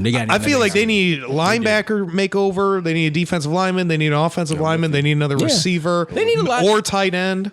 I mean, listen. Also, too. Yeah, the Bears didn't have a good year. They went 8-8. A game here or there. Maybe they won a 10, 11 games. Okay. You have Minnesota, who was a wild card team. No, they didn't win. They won a game, but they're still going to be there. Detroit, you never know what the hell's going to happen with Detroit. But this is a top-heavy division in the NFC North. So you don't know exactly what's going to happen with Aaron Rodgers. You just ran down, Ryan. They have a ton of things they need to address, although they just went 13-3, but they still have things to address. Because how long do you think Rodgers is going to play for? At least 4 years. He's 35? 36. 36 years old? Just turned 36. He'd probably play for another 3 or 4 years. And be elite all 3-4 of those years? Well, I don't know. I don't peg him as being one of those dudes like I want to just keep playing till like the wheels fall off. I can see him really. I think he is that guy for sitting at first. He's already kind of said I think he loves football. You're gonna have to drag him off I'm not saying he doesn't, but also I can back some of those years he was behind Favre. No doubt. But I can also see him. he seems like the kind of cat that can understand what's in front of him for some odd reason. What's in front of him? He's going to be living on a farm with what's her name? Danica Patrick. No. I'm saying in the sense of football wise, because like I said before, this isn't He got as a if fresh contract, y'all, last year. Yeah. Oh, yeah, that's right. But no, Remember but, he but came like, he no. got I'm saying paid. I'm saying he's not gonna be one of them cats like I'm going to play until I'm like 44, 45 years old. He's gonna play that, I but can I see think he'll he can try definitely to. go to 40. He'll go to 40. I think he'll try to go to 45. Yeah, I can see him going Really? about 41. I don't think he's going to stop I can say until 40. he can. When is his contract? But I'm saying if he's healthy and still physically he's going to keep going. I don't think he's going to stop. I mean, he's breaking down slightly now. I agree, but I'm just saying. I'm not arguing with you. If he's but also I think somewhat- depending on if he leaves because it's in the cold, you're up in Green Bay. That gets harder. He's when you- royalty up there, though. That gets harder when, especially since Brett Favre ruined it by going. his to the contract is up when he turns 39 years old. Yeah, so he'll get like in 2 extensions in. It'll be kind of what we see with Breeze right now. So that would just mean that the Packers. I feel like this is a really big draft for them coming up. I agree with you. Like I don't know how much money they have free agency wise. They spent a lot of it. Yeah, and They sure that they spent a lot on their defense. Smith brothers and Amos. Yeah. Went in. They spent a lot of money last year. So they gotta supplement through the draft. And that's been their thing. And I wonder. They're picking at the bottom of the draft. Back in Yeah. the draft too. Yeah. All right. So what y'all think about San Francisco, man, going into the Super Bowl, going up against KC? Jimmy Garoppolo, as we said before, will have to throw the ball more than 8 times. They did. The running back. They better get. They better. I'm blanking on the running back's name right now. Raheem Mostert. Yes. Ran second time in NFL history a running back has run for that many yards. And I thought Derrick Henry was going for those numbers. no, he did not.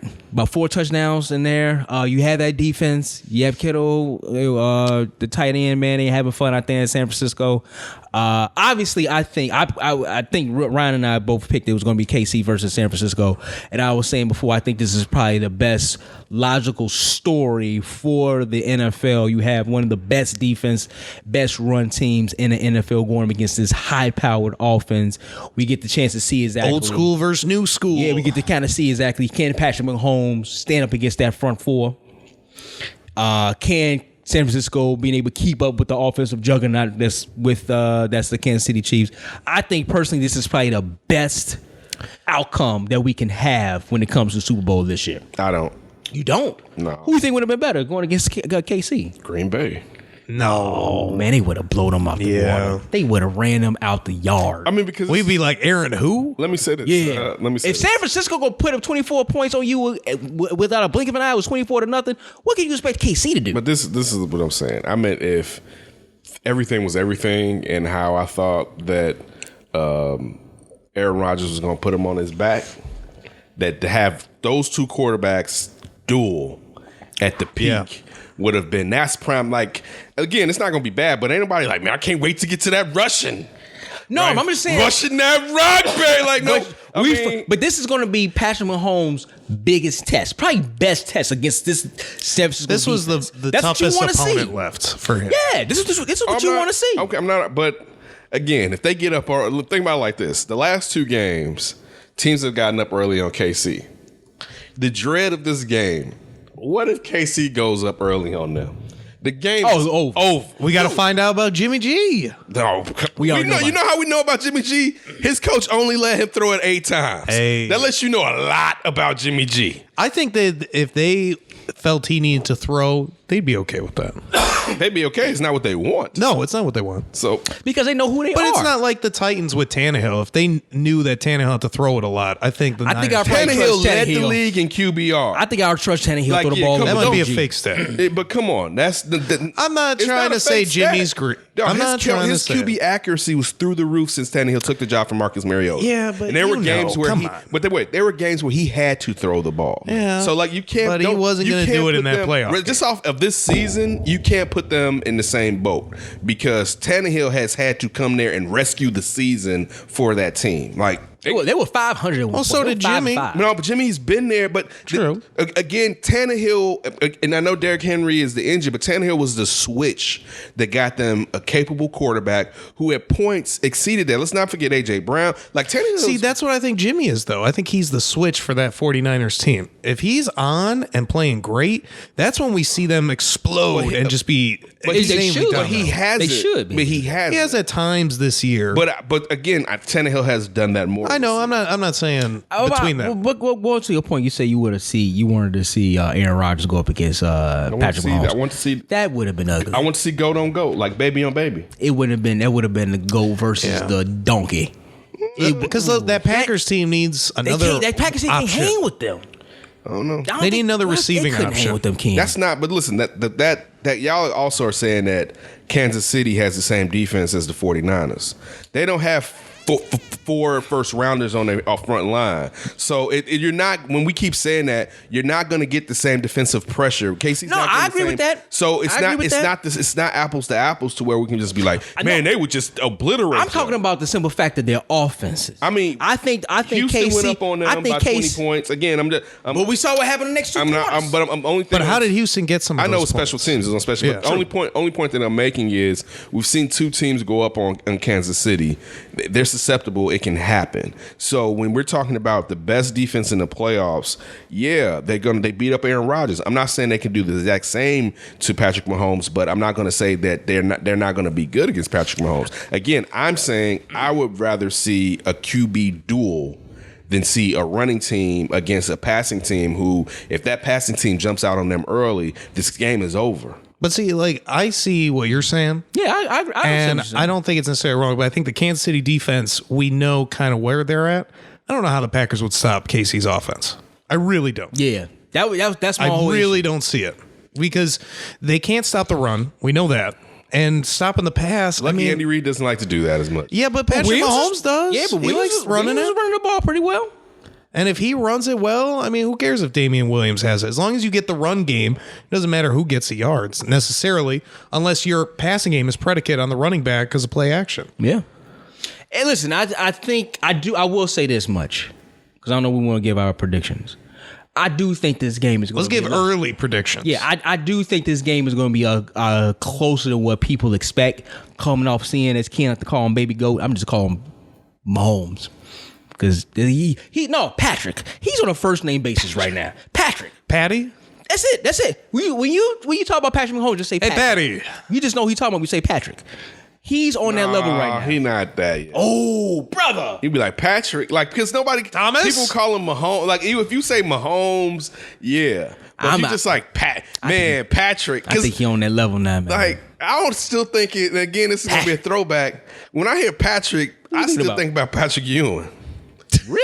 Yeah, like who's a Pat? Or he just said Danica. Like there's so many Patrick. Like Patrick. Ain't that mean Patrick? There's no. I don't feel like there's a given Ain't that many Patrick. Patrick. There's no- Hold on. Yeah. If he wins a title, he'll be the first Patrick to win a title. And maybe he'll claim the there's- name. I don't feel like there's enough. Registered trademark.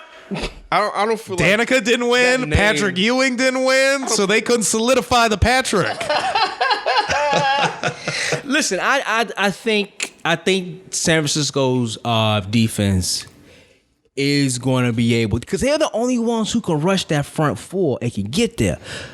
But that offensive line for KC, man, the brother And the just- mobility. he has time. But even if he has doesn't have time, time. if he picks the right spots to step up and move around, I mean, Yeah. you got to They have the dropping. other guys coming. Because they dropping everybody else. You will think you'll have one of the linebackers spying on him, obviously. But then, he able to right move. away, now you've got 6 guys in coverage That's instead true. of 7. So you're already weak. And if you have to bracket both sides because he keeps getting outside the pocket, now you only got 5 guys back there. It's like how quickly things can change for them in this game if they're not When was prepared. the last quarterback we talked about like this? Was it Aaron Rodgers? I mean, probably Aaron Rodgers, especially after 2010, after he had that magical playoff run. Aaron Rodgers.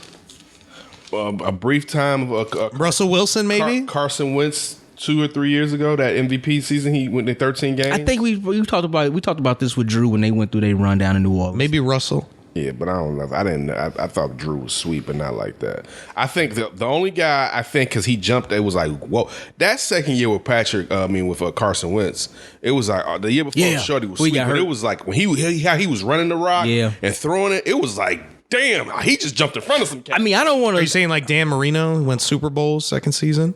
Well, he went to the Super Bowl his first season, didn't he? No, second season. No, I mean, I don't want to obviously look over the not unanimous MVP, but I think who's going to win the MVP, Lamar Jackson, in the year that he had. But this is growth. I mean, but think about it like that. That's even scarier too. Because let's just say if Lamar just kind of, I ain't saying he's gonna be on the same level, but let's say if he kind of just settles down and kind of like really figure things out, because he's just, and then you throw in Deshaun Watson. Yeah. Deshaun right now, I think he's there mentally. It's the fact that his head coach just sucks, and they can't keep him upright. If he was on a squad, they got a new defensive coordinator though. Well, they got rid of Romeo. So if they was able to just kind of figure things out there with the magician, as they like to call him, obviously you got Deshaun Watson. You look at Lamar Jackson. You just waited for that raw talent to kind of be formed into something. I don't know if John Harbaugh is the dude to do it, but we'll see what happens. And then you already have Andy Reid. You got Patrick Mahomes. I mean, you got three guys right there that you could possibly say. If Bill Belichick gets another quarterback. What if Belichick get him a black quarterback? He seems like he'd be cool with that. Oh, he absolutely I wasn't saying he wasn't. He see those wheels, and you don't think he'd be like, boy, if I can get my hands on some of the wheels. Well, you know what? Hey, how about this? What if, or could it happen if Bill Belichick went down there to New Orleans and told Bridgewater to come up to to New England? I heard another one, Taysom Hill. What if he went to New Orleans and tried to get Taysom Hill? That's too much gimmick. Too much gimmicks. Well, supposedly he's gimmicks for Bill He's been Belichick. compared to Steve Young by his head coach. Steve Young was more. What is the thing though with Hill? We haven't seen him, and we haven't seen him have a full game. If that was the case, Bridgewater wouldn't have been the dude who played those 5 games. It would have been Hill. Great point. So, and I think Hill is not saying he's not he's obviously a great football player. He's doing it now, and but he's so much gimmicky. I don't want to say he's off the tree of Cordell Stewart, but he's gimmicky. I would be interested to see what would like Belichick do with a Teddy Bridgewater. But Bridgewater is just kind of like a West Coast quarterback. Like throw it, not a ton of mobility, not downfield. Yeah, but I wonder if Bill wants something else. Because he always reinvents himself. Super Bowl last year. Yeah, but he had Tom. Is Teddy Bridgewater Tom? I don't know. No, he's definitely not that. But I'm not saying. But I'm saying right now. Now. Listen, I have my drillers with Tom Brady. You know, although he has 6 championships, you can't really argue against him. But it's not saying this dude is like freaking, Patrick Mahomes. He's not that. He's the greatest quarterback of all time. Yeah, you have to give it to him because of the rings. Went to 9 Super Bowls and won 6. But that's why I wonder if Bill maybe says, you know what? Let me get one of these mobile times. Dude, he was willing to throw time out on the streets for Jimmy Garoppolo. A guy that only passed the ball 8 times this past weekend. He wanted Jimmy G to stay there because I think he knows what he wants. He knows that he can throw against Patrick Mahomes in the Super Bowl. Would you take Teddy Bridgewater over Jimmy G? No. Yes. Really? I would. I would not. Yeah. If you're telling me now, if you're saying now for years, right now I would probably take Teddy Bridgewater over him because Teddy Bridgewater has been leaned on to be a guy that has to go out there and do more. And where Jimmy G, we can see they're kind of just like, man, he's a game manager. Yeah, just do it. But there's nothing wrong with that. But Teddy's a game manager too. No, Teddy did more than he was more than a game manager. No, he wasn't game managing this 5 games, Ryan. No, I mean he was playing. Ryan, you yourself said that they should probably stick with Teddy when we were sitting there talking about it when Drew Brees. I'm not trying to hate on Teddy, but I think Jimmy's better than Teddy. Jimmy's been to a Super Bowl. Come on, we gotta give him some credit. He's been to the Super Bowl on the bench. No, he's been to the Super Bowl right now. He took his team to the Super Bowl. No, he's very true. Teddy's never done that. Been to a Super Bowl. He's going to a Super Bowl. Fine, but he's been there too, right? No, not with us backup. No, that doesn't count. Fine, doesn't count. Was he gone by then? No, he was there. He was there. He was the backup when they went to the Super Bowl. They lost. He go like against every Philadelphia. Other year. He was on that team when they went to Philadelphia. I thought he was gone. Doesn't matter because Ken's right. It doesn't count. But he's taking the team to the Super Bowl. Massive brawl, breaking news. Massive brawl breaks out at the end of Kansas State game. Look at you with the college news. No, Bill Self couldn't get control. We couldn't even watch U of I and now you're telling us the talking about college Kansas can't stay. Oh, because they fighting? This is real basketball. Oh, Lord have mercy. Oh yeah, the illustrious Kansas State Wildcats. I know, baby. right? What is Kansas ranked? Third. They third? Yeah. Okay. Right about I know that. it was like 4 or 5. That's real basketball on one side of the court. Wait. They got your coach. No, not my coach. Okay, I'm just saying, well, that's Ain't mine. coach. So you pay that proper respect. He said, I want to go. I have a friend who does not like the boss, Bruce Springsteen. Whenever he hears his name, he says, he ain't my boss. That's how I feel about Bruce Weber right now. He ain't my coach. Oh, man. That's crazy, too, former Illini coaches down there playing against each other. Illini couldn't keep no damn body. Yeah, I forgot Bruce Weber trading that treacherous trade. He was the one who took him to the championship. Like, yeah, but that was a Bill Self's team. It was both teams. I understand that. All right, coming up next, we're going to go up for grabs with Ryan Bukoveski, Dan Davis. What's up, Chicago? This is Chris Sosa from Red Eye, and you're listening to the D and Davis Show. D and Davis, we are back, and it's time to go up for grabs with Ryan Bukoveski. Ryan, what you got for us? I mean, if you shoot the ball like that, you don't deserve touches. So, can't really complain. But I think when you're feeling and you're actually making shots, it would be, I think, good to get closer to the rim and kind of keep it going instead of kind of just. I mean, a lot of our plays, I screen and screen pop, so maybe it's a rim. But I mean, most of the time, I'm pretty good. Yeah, I think I can do a lot of the things, not just shoot threes, but obviously haven't really been able to do it. Haven't been able to do that lately. First one, we're going to do a couple hard court questions, basketball court, starting with the Bulls. Wanted to know your thoughts. What do you think is more likely, the Bulls making the playoffs as an 8 seed or firing Garpax and Jim Boylan at the end of the season? Garpax isn't getting fired. Well, Pax isn't getting fired. Gar Forman may get fired. Boylan, they doesn't seem like they're wasting from. He may be a player that doesn't have enough fire under. He can't generate enough fire on his own butt. And I'm talking about Larry Markkinen. But I'll tell you one thing. And he can't use him correctly. Yeah, that's what I was about to say. Boylan hasn't raised him up, and he hasn't used his kid. It's been 2 seasons that you've wasted. And then the question is it Larry or is it bad coaching? And you've wasted this kid right here. So, I mean, being honest, Boylan has to go. Pax and them should go ahead of him, but Pax isn't going anywhere. Earlier, 2 months ago, we heard that Gar Forman may be on his way out. What difference does it make if Pax's still there? But I think it's most likely, knowing that Jerry Reinsdorf is a very loyal person, and we haven't heard, unless John Paxson wants to step down, he's staying. He's going to be there, and your best odds will be a Bulls team that's not making the playoffs this year, making the playoffs over them firing a guy who's deserved to be fired in the past. The Bulls are 3.5, by the way, out of the 8th spot, which is held by the Brooklyn Nets. Really? Currently. Wow, Brooklyn. What? They trail the Pistons by a half a The game. Pistons are probably about to trade everybody, so they may fall out of it. Yeah, and they're trailing a half a game behind the Pistons. So the Bulls and everybody behind the Bulls, I don't think they have to worry about anybody. Yeah, I mean, maybe somebody goes on a run, but yeah, it probably would be the Bulls getting the AC, and it's almost going to be in a how sad is that? It's almost going to be in a system by default, because you said there's already reports talking about the Lakers and I believe a few other teams, but the Bucks maybe are looking at Derrick Rose. Lakers, Bucks. It was somebody else. Who else did I see? It was 3 teams. I saw actually 4. Oh, okay, all right. I think I saw 3. Lakers, Bucks. It wasn't the Clips. Was it? 76ers. Yeah, 76. 76ers. Ooh, they could use some help. They 76ers, yeah. So you have Detroit's probably going to trade everybody, like Ken said. That's going to be by default. Brooklyn is just a mess because Kyrie is the only one there right now. And he's saying some weird stuff again. Yeah, well, Kyrie's being Kyrie. And I think I said that at the beginning of the season. Like, they ain't going to do nothing. They might be like a 6 seed because KD ain't there. With Kyrie, that's what you're going to get. And that's exactly what they're getting. They probably be good enough to make it to the 8th seed, but that just shows you if he stays healthy too. That just kind of, but you know what? That shows you what kind of a dude Kyrie is. Brooklyn was a number 6 seed They were last 7, year. I thought. No, I think they was up, but I thought that was like They 6. played Philly in the first round, right? So it might have been 6. I think it was like 6 seed. on a team with D'Angelo Russell leading them, and they was able to just it was a good feel story. Good feeling story for the Brooklyn Nets, and now you're going through the shenanigans because of Kyrie, right? So we'll have to see. They were a 6 seed. They was a 6 seed last year. So you have to see exactly what happens with that, right?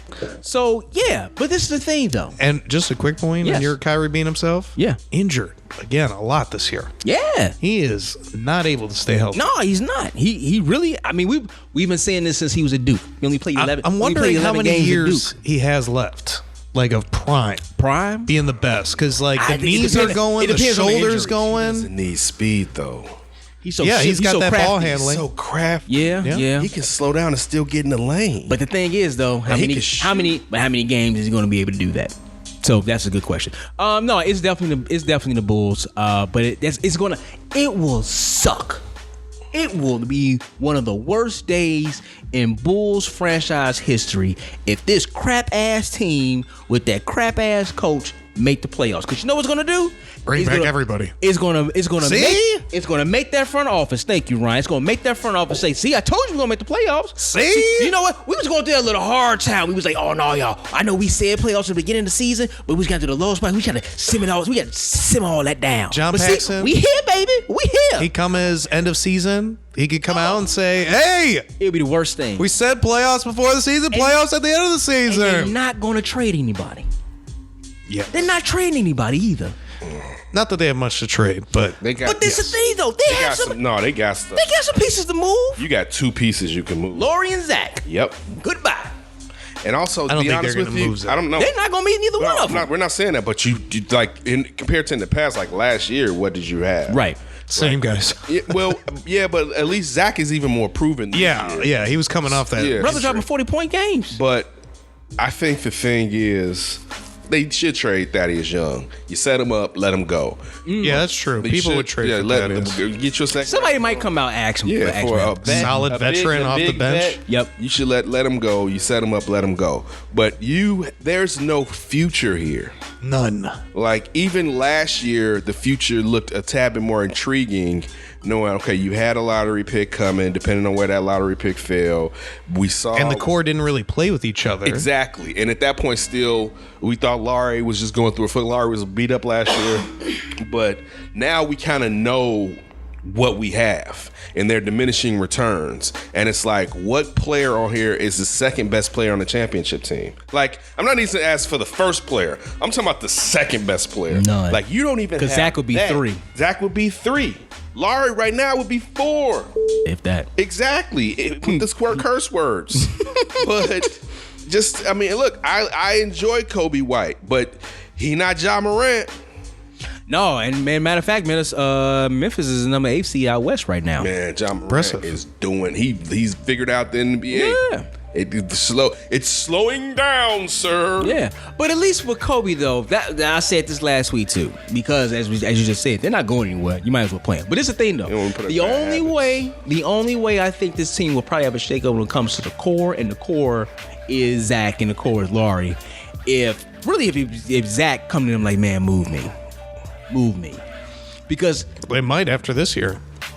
They might, because if Jim Boylan's their head coach again another year. This is what's crazy. Does Zach care about winning, or does he wants to be the man in a city like Chicago? I don't know. That's true too. I don't know, because he's only 25 years old, maybe. He's still fairly young. Because he's been in losing situations since he's been in the NBA. Basically. Yeah, but you know what? At least I would hope for his sake, and him seeing his own self-worth, that if he went somewhere it could be not even a contender.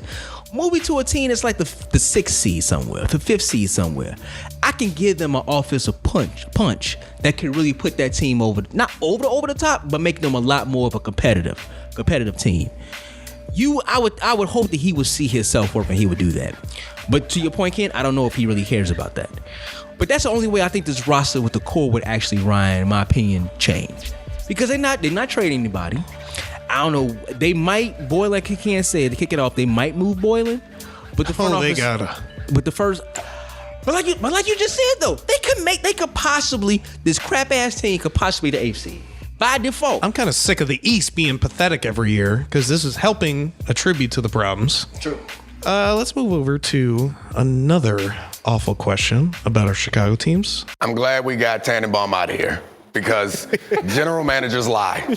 That was a general manager generally lying. Absolutely. Like, at least I hope it was. Because what Mitchell Trubisky showed, like, it's hard to come back with this guy considering the way that he performed. I know he got better in part because the coaching around him got better. They started moving him out of the pocket and running the ball with him a little more. That's encouraging. However, it's impossible to argue that he's not wildly inaccurate. And that's tough in this league to be wildly inaccurate like he is. And I don't know how you can fire 4 offensive coaches, none of which design the plays or call the plays. That's Nagy, and none of them throw the ball. It seems like some heads had to roll because this season was a disappointment. And the heads that rolled, I can't see how they were responsible for his underachievement. They didn't throw those bad passes, and they were not the ones calling the plays during the game. Who's regressed more in their 2019 season? Lauri Markkanen or Mitchell Trubisky? Mitch. Because actually, Lauri, is averaging 15 and 6. Missing every 3-point. 0.9. Yeah, he is. But he actually is still providing something. There were a lot watched it this year where Mitch didn't provide anything, and he was the liability that you were going to lose. Now, he's the quarterback. And even though both of them have regressed and Lauri had higher potential than Mitch, like, Mitch was the worst quarterback in the league for part of this season. Lauri, by all means, is not the worst player in the NBA. So, and also, I think Mitch has better coaching around him than Lauri does. I'm much more of a Nagy guy than I am of a Jim Boylan guy. So I think Mitch is set up to succeed better than Lauri. I'm not taking everything away from Matt Nagy, but we know Jim Boylan isn't the answer to the situation, and you're wasting Lauri. And put it like this: Lauri has more potential, and we want to see if you can get out of him. I think now, if you were a person like me who didn't believe a lot of Mitch, you thought there were chances he could be pretty decent. Now that's your hope that he could be pretty decent. But if you had any feeling that Mitch could be very good, you know that's mess and to let it go. So I would say, Mitch. Is Lauri at that point? I got to see Lauri get coached. I got to see. I had to say. So this. he's not. Lauri may be at a point where I need to see him at another team. Because it may be the Bulls. Then I'll know, okay, then more of this is on Lauri than the Bulls. For 2 seasons, they had a coach who coached Lauri up, who put Lauri in positions that he needed to do in Fred Hoiberg. They got rid of him. First, one thing we forget, let's not forget the 1890s offense they were running until the last couple months of the season last year, all right? And then them going to 3 Central and having Lauri be a pick and pop and a spot shooter instead of a guy that can grab the ball. Remember, my first thing at the sophomore game his rookie year, I was like, Lauri, go get the damn ball. You can dribble, go get the ball. They don't even set Lauri up. So some of it is Lauri not having a fire under himself, but they don't put him in situations to really get him off. I'm going to go with Lauri Markkanen. I think he has regressed the most because coming in with Mitchell Trubisky, even though the Bears make the playoffs, we still didn't know exactly who he was.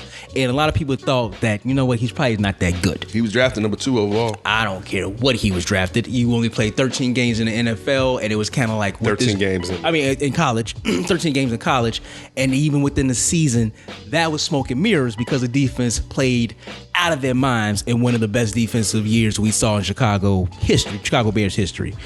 Lauri Markkanen coming in, rookie year, okay, but he took a major step up coming off that rookie year. All he has done is regress. Now, the one thing about the NBA is that, Ryan, you just said before, man, he missing all his 3-pointers. The thing is, he's taking them. All you got to do is make them. That's it. Force him to take. But this is they changed it. They went to the Houston, Daryl Morey. They don't want them to take 2s. Lauri got off and taken 2 mid-range shots. But they told him not to take mid-range shots. But this is my thing about the NBA when it comes to basketball players. You can go out there and you can get yours. Yes, you want to do it within the offense, but you can still go out there and just get yours. You can do that. The NFL, you can't do that. In a quarterback position, you're dependent on the offensive line keeping you all right, not killing you, and also the wide receivers catching the balls you throw. Hopefully, they're accurate. That's not Mitchell Trubisky. The one thing that Lauri Markkanen could do is get his own. it ain't regression. His ass ain't down there getting no rebounds. That's on him. That's on him. His defensive rebounding is down because of where they play him at. But you're saying that he totally to go against whatever the offense they're running. Like that's not how the one thing in basketball you can do. I understand, like I said before. Yeah, but then you're going against the team when they're telling you to play a certain way. You see how Zach is hooping. Zach is out there. He's hooping. He's gonna go out there and get you 40 points. It's a lot of empty calories. I don't care if it is empty calories. Yeah. At least we can see he could drop 40 points. But they said we don't even know if Laurie can get 20 on a consistent basis. Zach up every year based off of his numbers. All they're doing run through Laurie. Before you know what you can do? Laurie, because on the court, and we've seen this throughout the history of the NBA. On the court, give me the damn ball. Go through me. Give me the ball. The one thing about the NBA is the star players mean a lot. And if they want to impose their will, they can impose their will on a team. It's very few of them. The NFL players cannot do that. He can impose his will if he wanted to. Players can say NFL players. You can have wide receivers say, "Hey, throw me the damn ball." Quarterback can actually change the play. And you can, it's on his job. And you don't think Laurie can go out there and say, "No, let's run this." Not really. Give me. I'm gonna go to the basket. He can oppose his will if he's good enough. He's not good enough. It's part of the quarterback's job to actually change the play. True. You know, one thing though, you're saying that they're not using Laurie Markkinen in the offense correctly. Mm-hmm. I mean, they're doing that with Mitch too. They're not running the football. They're putting him in a lot of situations where he can't succeed. Great point, and I'll tell you why I think you're wrong. They actually tell Laurie, don't take mid-range shots. Yeah, that's true. That's a suck-ass NBA. Let me finish. They did not tell Mitch not to run. The Bears have said we did not tell him not to run. Mm-hmm. And we still, when we're saying, all right, design runs, there were still QB waggles. There was early in the year, how many times did we see Mitch? And he was like, Mitch, just run. Yeah. And he would be hesitant, and then he would take off, and by that time, the defense had closed in on him. Like, so the Mitch thing is more on Mitch, and he has more freedom to do what he wants to do than Laurie does. I disagree with that. I think within the NBA, man, you can impose your will if you're good enough. He's not good enough. Arizona. I think he left. I think he was a one and done. He was a one and done. Yeah. Even though Mitch only played 13 games, Mitch had 3 years in college. All right, 3 seasons to, even if we just said a minute ago about Jimmy Garoppolo, did he go to the Super Bowl behind Tom Brady, at least see something? He's had more seasoning, all right, than Laurie, and better coaching, better management. We can get on Ryan Pace all we want. They want. Look, I ain't gonna fight you on that one. Like, dude, I ain't gonna fight you on that one. Laurie's been thrown in a crap situation and it's not being taught. Again, some of this is on Laurie. I'm not absolving Laurie and say like, dude, you got to just get some dog in you. Let me take a mid range. Let me leave. Dribble and let go me up. leave. You can oppose your will when you're good. He ain't good. Again, this too. Laurie ain't telling them to turn off the TVs if down there at the Advocate Center. Like, Mitch is mentally weak. Mitch is like, man, how often do we hear Laurie talk about y'all hating on us? Y'all don't believe in us. Like, man, Mitch is trash, man. I agree with you. Like, man, don't even compare him to Laurie. I'm not saying that he's not trash. They might both be trash. But look at this. Laurie, now this is a continuation. I mean, this is his full season. Just looking at the points alone. 2017, he scored 1,033 points. Right now, he's at 669 points. Also, you know what happened in 2017 too? Field goal percentage 43. Now he's down to 42. You know what happened in 2017? Zach didn't play half the season. Y'all also remember Laurie got off because Zach wasn't there. Yeah. But you want to have both of these guys there because that's. But you know what? But they're your cornerstones to your franchise. They're not as good as these players. But what if they're in Ben Simmons? It's very possible that could be true. What if they're two guys that their games do not match? Yeah, it's very true. But like I said, though, at least. But they both at least look good. Laurie just doesn't look good at it. Exactly. At least Laurie can. I would stand by this. You can impose your will on an NBA team if you have the skills. It's going to force them to say, we got to run through it. We got to run through him. He needs some consistent games when he's scoring 20-something points a game. Consistently. Then you can say out there on the court, run it through me. Hey, the big man is scoring. We gotta run it through him. Yeah, we there's gotta no reason. He can't do anything because you know what? He ain't hitting any damn Same thing shots. like you just said about how you feel about Kobe White. And you like the season is over. Like just toss him out there, even though season should be over. He can develop bad habits. But guess what? You can say the same about Laurie. Be like, you know what? This season's over. We're gonna run the offense. Yeah, we know what you can do, Zach. We run the Is offense the season Laurie. over? Yeah, the season's over. The season. Not for them. I don't know. What do y'all mean? Because no. I think they're trying to get the 8th seed. You already said. get there. I know. Oh, but I'm just saying that they're trying. But for them, Ken, that's a success. It doesn't Like they're not. That's- No, what I'm that's saying success is to them, Keith. they're It's not like the going to Bears change getting 8 and anything. 8. Ken, that's a success to them. I don't care what's a success for them. I'm talking about facts about. But I'm saying that they might not change anything because they're still in playoff competition. Listen, if they have the unrealistic expectations, Of course they do. They need something to hang their hat on. they need to hang their hat someplace else. Well, what else can they do? They can't They're gonna do that, draft. Keith. They can't Saying, well, sign free agents. Look, well, I think we're having two different arguments.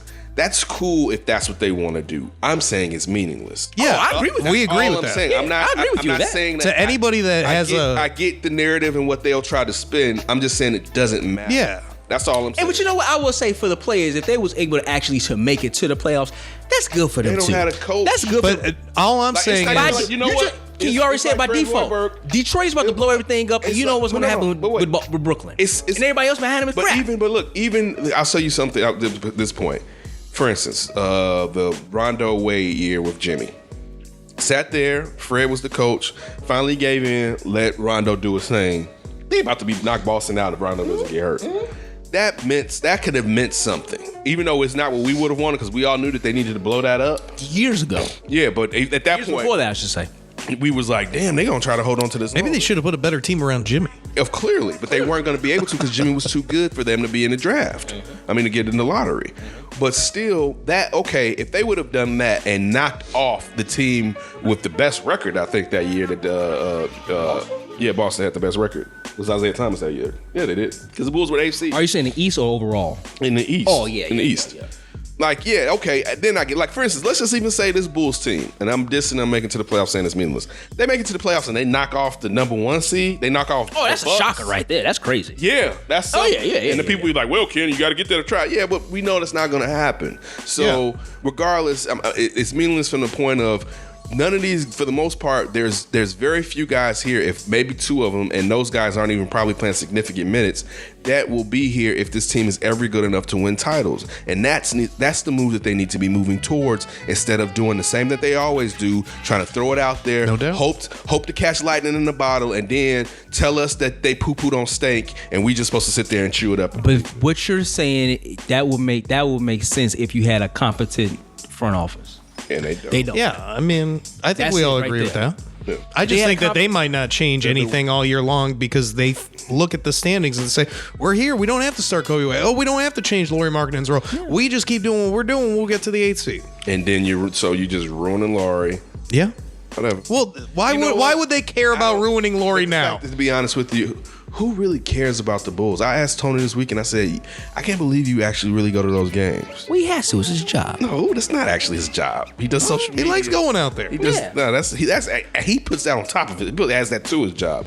It's good to do that. No, I'm not saying it's not. Oh, right. But I'm just saying there's nothing to really talk about. He was like, dude, there's nothing you half the time you can really talk about. Like, it's a wasted year, and They're a wasteland. I don't even care. Like, dude, I don't care what happens to the Bulls. I'm not wasting my energy on the Bulls. The Bulls don't care. I'm to the point where it's like, dude, I'm with y'all. I don't care either. So go ahead. Wake me up when draft time comes. Not even draft time. Wake me up when the lottery balls. Dude, if Detroit blows that team up, I think the Bulls gonna make the playoffs. Well, it's how healthy is Kyrie Irving the rest of the year? I think that's the That's decider. the question, though. You That's don't. the You decider. don't know. They might make it to the default. Yeah, I hope they don't. It's gonna be it could possibly be a default playoff season. Let me give you the last and final question I have. Sticking with NBA. Doncic looking for that dagger. He found it at the end of the rainbow. Big time players make big time plays. That is his time of the game. In an isolation situation, steps back and he can knock it down from anywhere. Beautiful play by Luka Doncic. 35 points. points, 8 rebounds, 7 assists for Doncic, a career-high 8 threes. Wanted to get your thoughts. We're right at the halfway point, a little bit past it with everybody's record, and we've got some surprising teams in the West, some surprising standings in the East. Giannis, even better, maybe return MVP. What's got you guys on the NBA? What's catching the antennas? Oh man, Dallas. I was going to say Luka. Luka is just 6th seed right now, and they're killing it. No, 5th seed. Oh yeah, 5th seed. Sorry, 5th seed. Luka. I think the Clippers are just holding forward. I think they're cruising along. I like the fact that Utah is number 3 in the West. You still got Houston having the best record out in the West? Who said that? You before the season, you said they had that. Oh, the hell I didn't. I said that? Yes. I said Houston would have a best record in the West? We argued. I said there's no way Houston have a chance. She was like, there's a chance Houston can have the best record. I was like, dude, there's no chance they can have the best record in the West. Yes, you did. I said that over the Clippers and the Lakers, and I said they was going to the Western Conference Finals. One, we were talking about they may be doing game managing. But yes, when you asked, this was a question that you said, could the Clippers have the best record in the West? I said no, they couldn't. You said yes, there's a chance. I thought my question was for the Not NBA. the Clippers, Houston. You said Houston. I thought my question was will both the NBA championships, both teams that represent the NBA I'm not saying you didn't say that question either, but you had a question. You asked, could Houston have the best record? And I was like, hell no. Okay. And then I said they should. Number 6 right now. And it's not working. Yeah. Well, I mean, but listen, it's the Lakers at number 1. They got 34-9. And after that, it's kind of bunched up, honestly. From 2 to 6 is only a 4-game spread. So. If I said that, I don't remember saying that, but I don't think Houston says that. I mean, I don't think Houston's gonna get the number 1. I don't think Houston's gonna be number 1. For me, like I said, I think it's just so fun to watch Luka play and see how far Dallas can go. See if Porzingis can be that next little punch, because if they go into the playoffs, I don't know if they'll win a series. Because right now they play the Clippers, and I think Clippers are better than them. But they'd have a shot.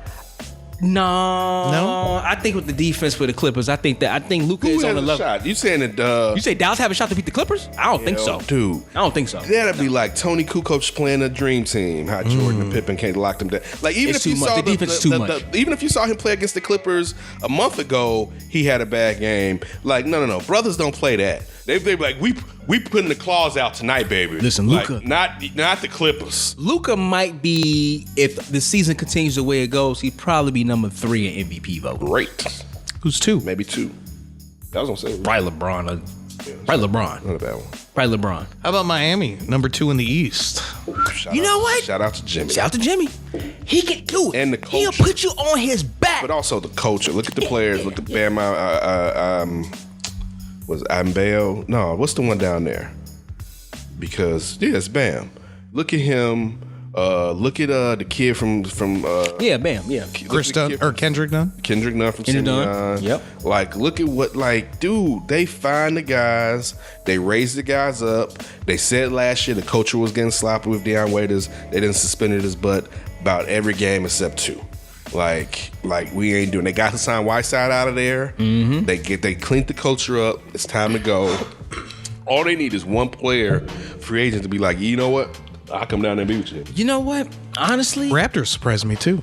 Staying number 3 seed with Siakam gone for as long as they have. True. He's been out. They said, but you know what? It goes to the East. I mean, yeah, they're killing the conference, 20-7. Yeah, I mean, it goes to the East. I like the way I like Miami's coach, as you said, Ken. I like what they can do defensively, especially with Jimmy leading that. You know what I'm saying? His mentality seeping into them is a good thing. Although he can be a jackass, honestly, he could be that pest in a sense in the locker room, just that antic kind of a person. But it wouldn't shock me if they could take out Milwaukee. Wouldn't shock me at all. Miami? Yeah. That would shock me. Yeah, that was shocking. That would shock you? Yeah. I think the pieces that Miami has and their mentality going up against Milwaukee. Not saying that Milwaukee, listen, Giannis is on another level, no doubt. But just that pack mentality. I like that pack mentality from Miami. And I think Milwaukee has that though on the defensive side. Pack can take out one big dog. I mean, they can take out, you know what I'm saying, that one big beast. There's one big beast. But I think that's the same It is. That's the same thing with Milwaukee though. I think they have a pack mentality too. They follow behind Giannis. Definitely defensively. Yeah, I think that's the same. They're very strong. Yeah, they are. But I do like Milwaukee. I think that is a big thing. But yeah, man, for me, it has to be. I don't see Cream City. I mean, look, Milwaukee can get knocked out if you can do one. Kawhi's not here to kind of help shut down Giannis, and Giannis is shooting better. But really, since the 76ers are broken, and I know it's just a finger. We don't know when Embiid is coming back. That was the team I thought Milwaukee would had to fear. And with them not being right, man, it seemed like Milwaukee's going to walk into the finals, man. Ooh. Yeah, it does kind of seem like that to me. Really, a walk? Yeah. A walk in the park, even over Miami? Somebody make it too. Unless Boston, we don't know. Boston they need a big. Yeah.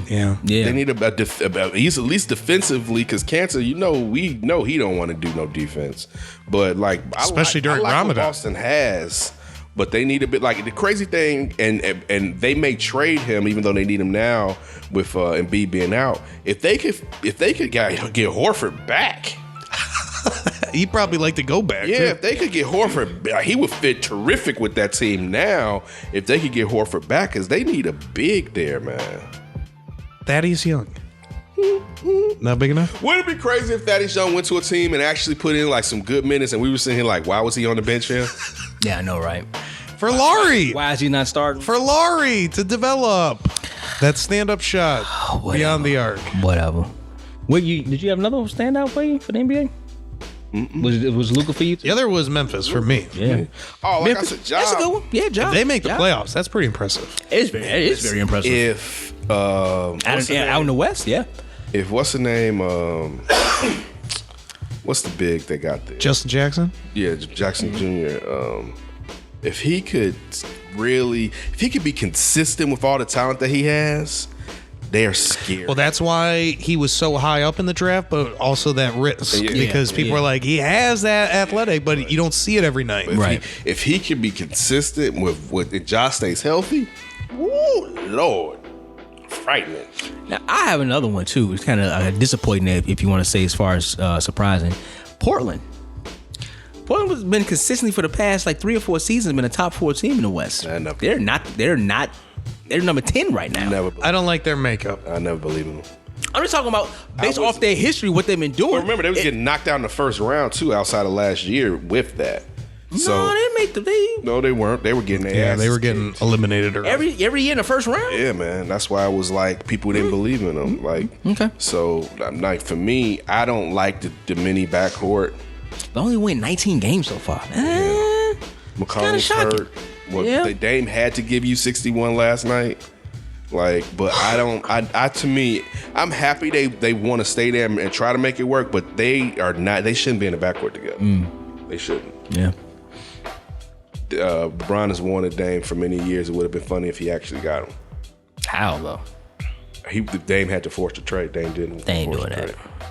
LeBron should go to Portland. Dame's got money, right? That's why he could have forced the trade. Yeah. Oh, okay. I see what you're saying. Because he was like, I'm not going to resign. Yeah. So what were they going to do?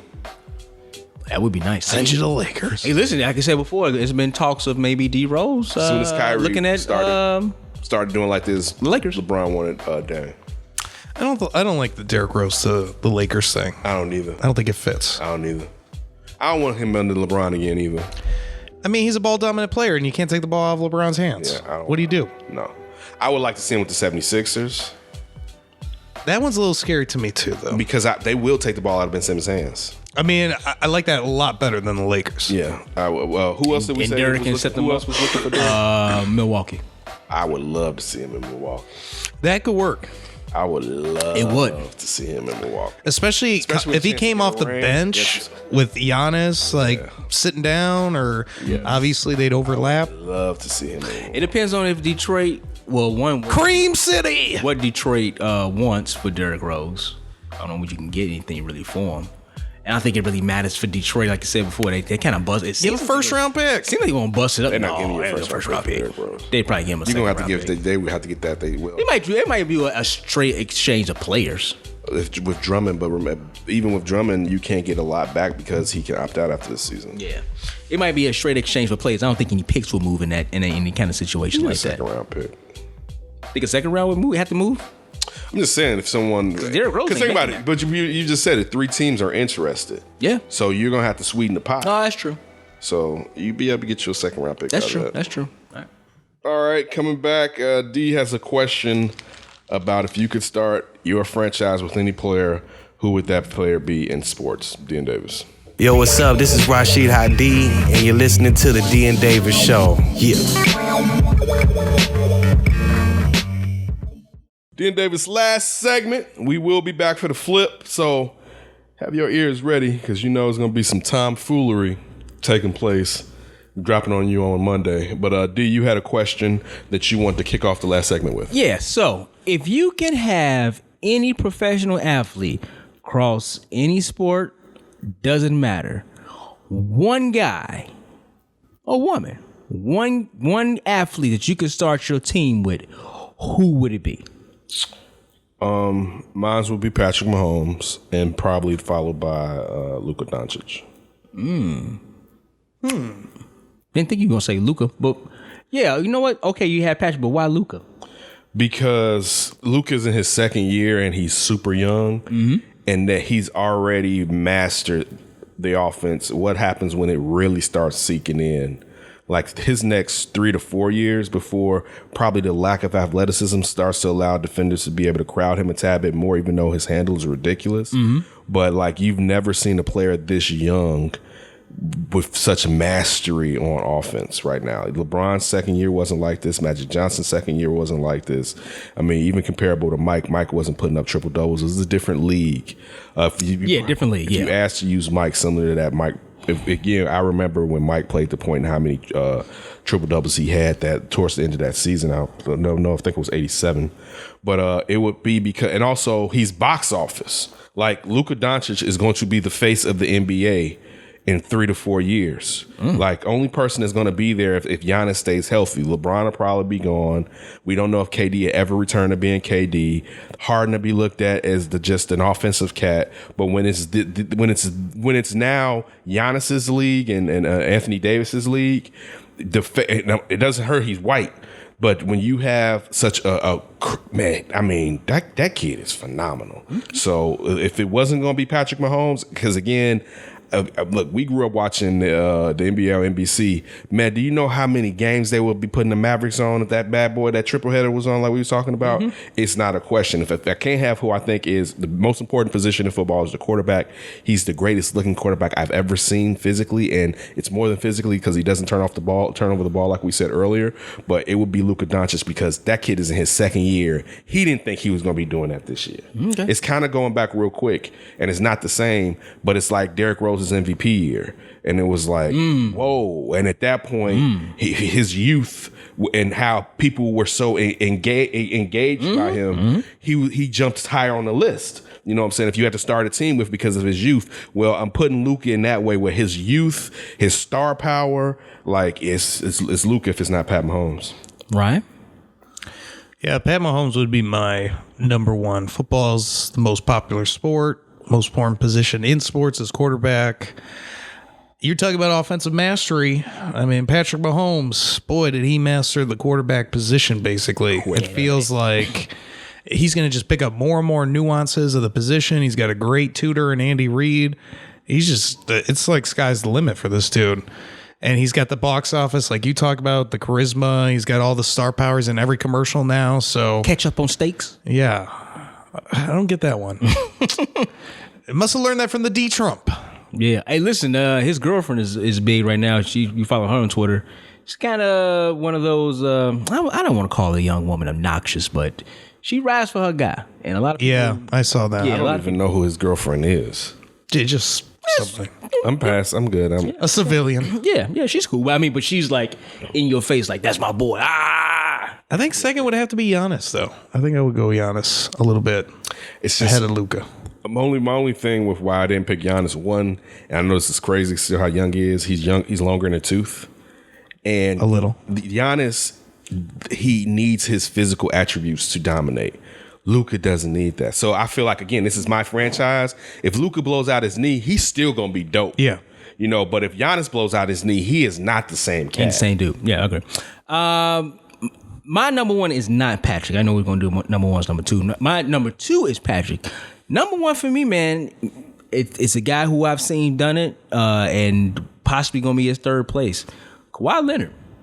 Kawhi Leonard's still my dude. Oh, hell no. No, still my guy. Listen, I love Kawhi. Still my guy. He can't even show. Hey, my turnstiles are gonna be going down with Kawhi on my team. But this is the thing about Kawhi though. He's now kind of start your franchise with somebody that can't walk. Hold on, wait. That can't who? Dog, he can't what? He labors all the time. Do you see that this brother all he does is win? No. I'm not. Win. I'm a Kawhi guy. Win. But he'll never be physically healthy.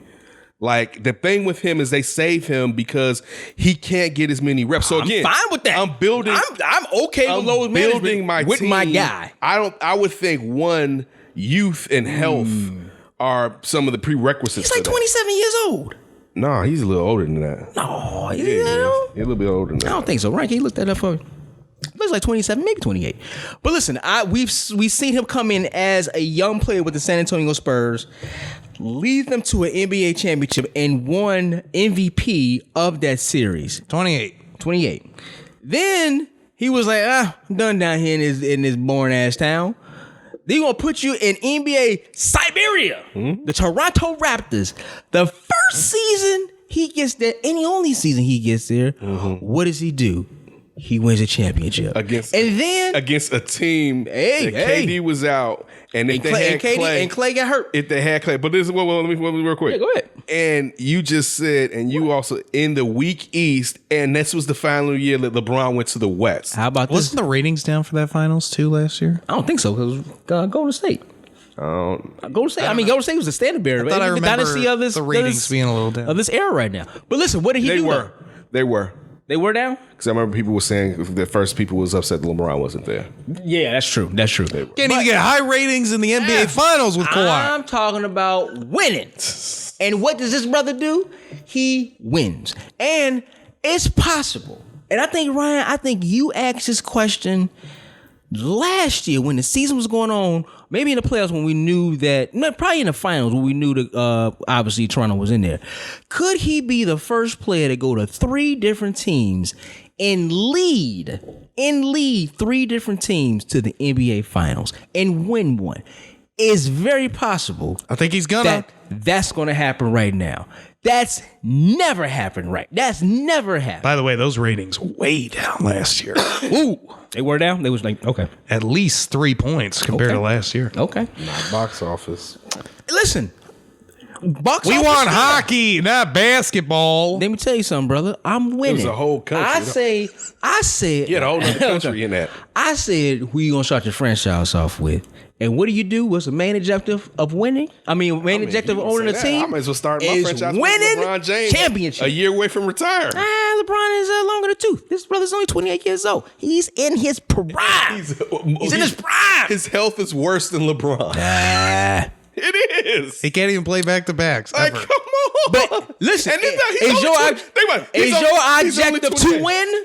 Not if you own a franchise. Yes. One, it's your franchise. You need money too. You win. Wait. If you win, the money will come. You don't know sometimes if you can actually get to the seeding you need in the playoffs because he's not healthy. And I'll tell you this, they're in that. The Clippers are at the point right now. It's not the whole main objective. Oh yeah, we have to have number one seed. But it's not them. But you know what? Look, it's Doc Rivers, that team right there. Oh my God. This isn't in the East. They could pull that off. That we can turn it on when we want to in the West, it ain't the same. And that team, their supplementary parts have been together, but PG and Kawhi haven't, and they still haven't necessarily gelled because they don't play games with one another. And they 30-13 right now. Like I said, for me, because I've seen the brother do it. Mm-hmm. He literally landed. They dropped him off in Toronto, and they said, "Beat it! You're not going to win anything." And what did they do? They won. Patrick Mahomes about to do it in another week. They should. Yeah, they should. Most definitely. Anything about the NFL, man. I'm not wishing, knock on wood, not wishing anything happens to Patrick Mahomes. Oh, here we go. One hit. The curse of D. The thing is, Kawhi already got that. Cam Newton. He also got 2 he got 2 NBA Finals MVPs. He got 2 rings. Did you cause the Cam Newton divorce, by the way? He getting divorced? He's getting probably divorced. First I saw him. Well, when I saw him. You know that. But he just wanted. How could I ever forget? But he just wanted. The only thing I remember seeing that he wanted Walter Payton Man of the Year. I didn't know he's getting a divorce.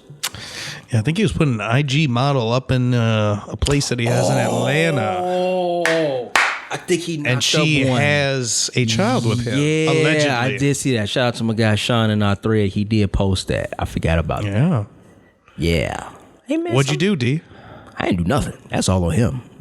I just go to Atlanta anytime soon? Hey, no. Recently? Hey, listen. Make a phone call? Cam, you got to live your life. Well, he has to. That's him. That's him and his old lady. You know, everything don't happen. Everything don't work out all the time. Think it's solid sometimes. It's The not. moment I saw you, I knew you had to start living. It's a man that has not enough life. Hey, man, listen. In this life. You better live your life. That's all I got to say. Get a new hat, my man. You found this girl? You saying Wait, which girl? You know, his wife or was the side? Mistress. Girlfriend one, not his wife. Let me see. So this has to be. Let me see. That was the. Man, I always want to be Kim Kardashian looking like. I know. Facts, for real. I can't.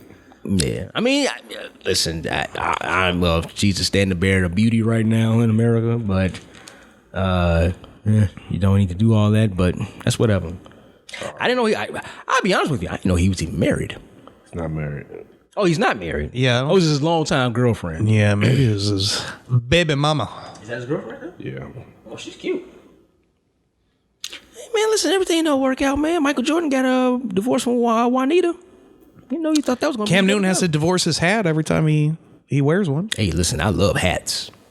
I love the fact that, man. I think he only wears the hats once, and then he doesn't wear them. Let me tell you something. If I had a lot of money. He's a hat guy. If I was rich, I'd be a hat guy too.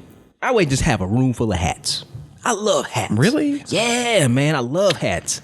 I love them. I want to do hats. Oh, I love hats. Different kinds Maybe of hats. shoes, not hats. You get you. Nah, see, I ain't worried about shoes. Hats. Because people when you come up. I didn't even see you wear a hat ever, except for the White Sox hat. Oh, I used to collect hats. I got why don't you? I got bust them I got out? fedoras upstairs. I got Kangol. Why don't I see these? I got You never saw my beret? Beret? Yeah. French beret? Yes. No. You never see me rock my beret. I don't think so. I rock my beret every once in a while. Yes, I do. Yeah, once in a while. Well, sometimes, but listen thing though. Sometimes you just got to break it out and kind of shock people with it. Like, oh, yeah. Why haven't I been shocked? Look at this beret. Why have I not seen oui, monsieur? Hats. Hats is where the game is at. Not shoes. Hats. Maybe that's the look you and Cam shared. The hat look. I love your hat game there, sir. That's a man that not gets when he hats. does not when he does the bonnets. I don't like the bonnets. I don't like the bonnets. I hope you wouldn't like the bonnet.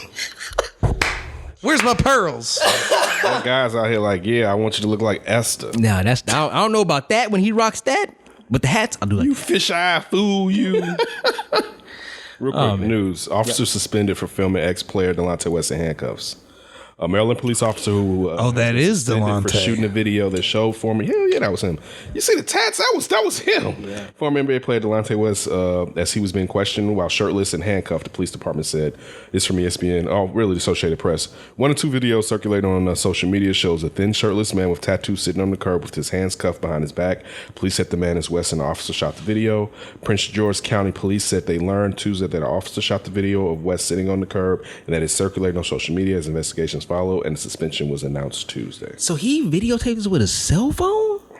Or was this body cam footage that he uploaded? I think it was probably a cell phone. I don't think they have access to Because body cam. if it was a body cam, how'd it go viral? I don't put nothing past police officers. That's possible. I'm with you. Hey, that's the line.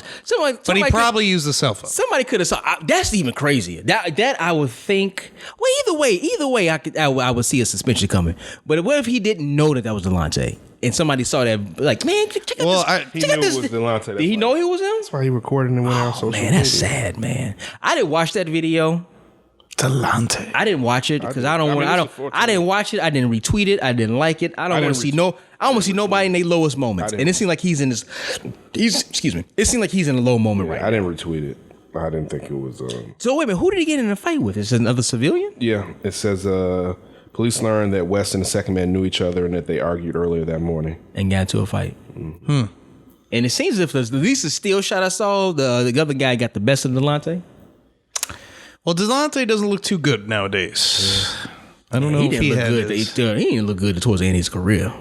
Yeah, but he looks way worse. He does like he's hit on. Maybe he misses LeBron's mom. That's not cool.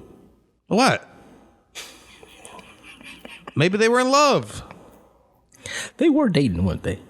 That was an alleged rumor. Oh, I don't know if that was alleged, Ken. I think that was factual. I think that was facts. As the kids say, facts. It's facts, bro. Damn. Because what was about dating a rapper? Y'all just said that. You just said what? I didn't retweet it. I didn't. But yet you gonna bring up that rumor. Well, that was fact. I think that was fact, Ken. Ken, that was a fact. They were dating, Ken.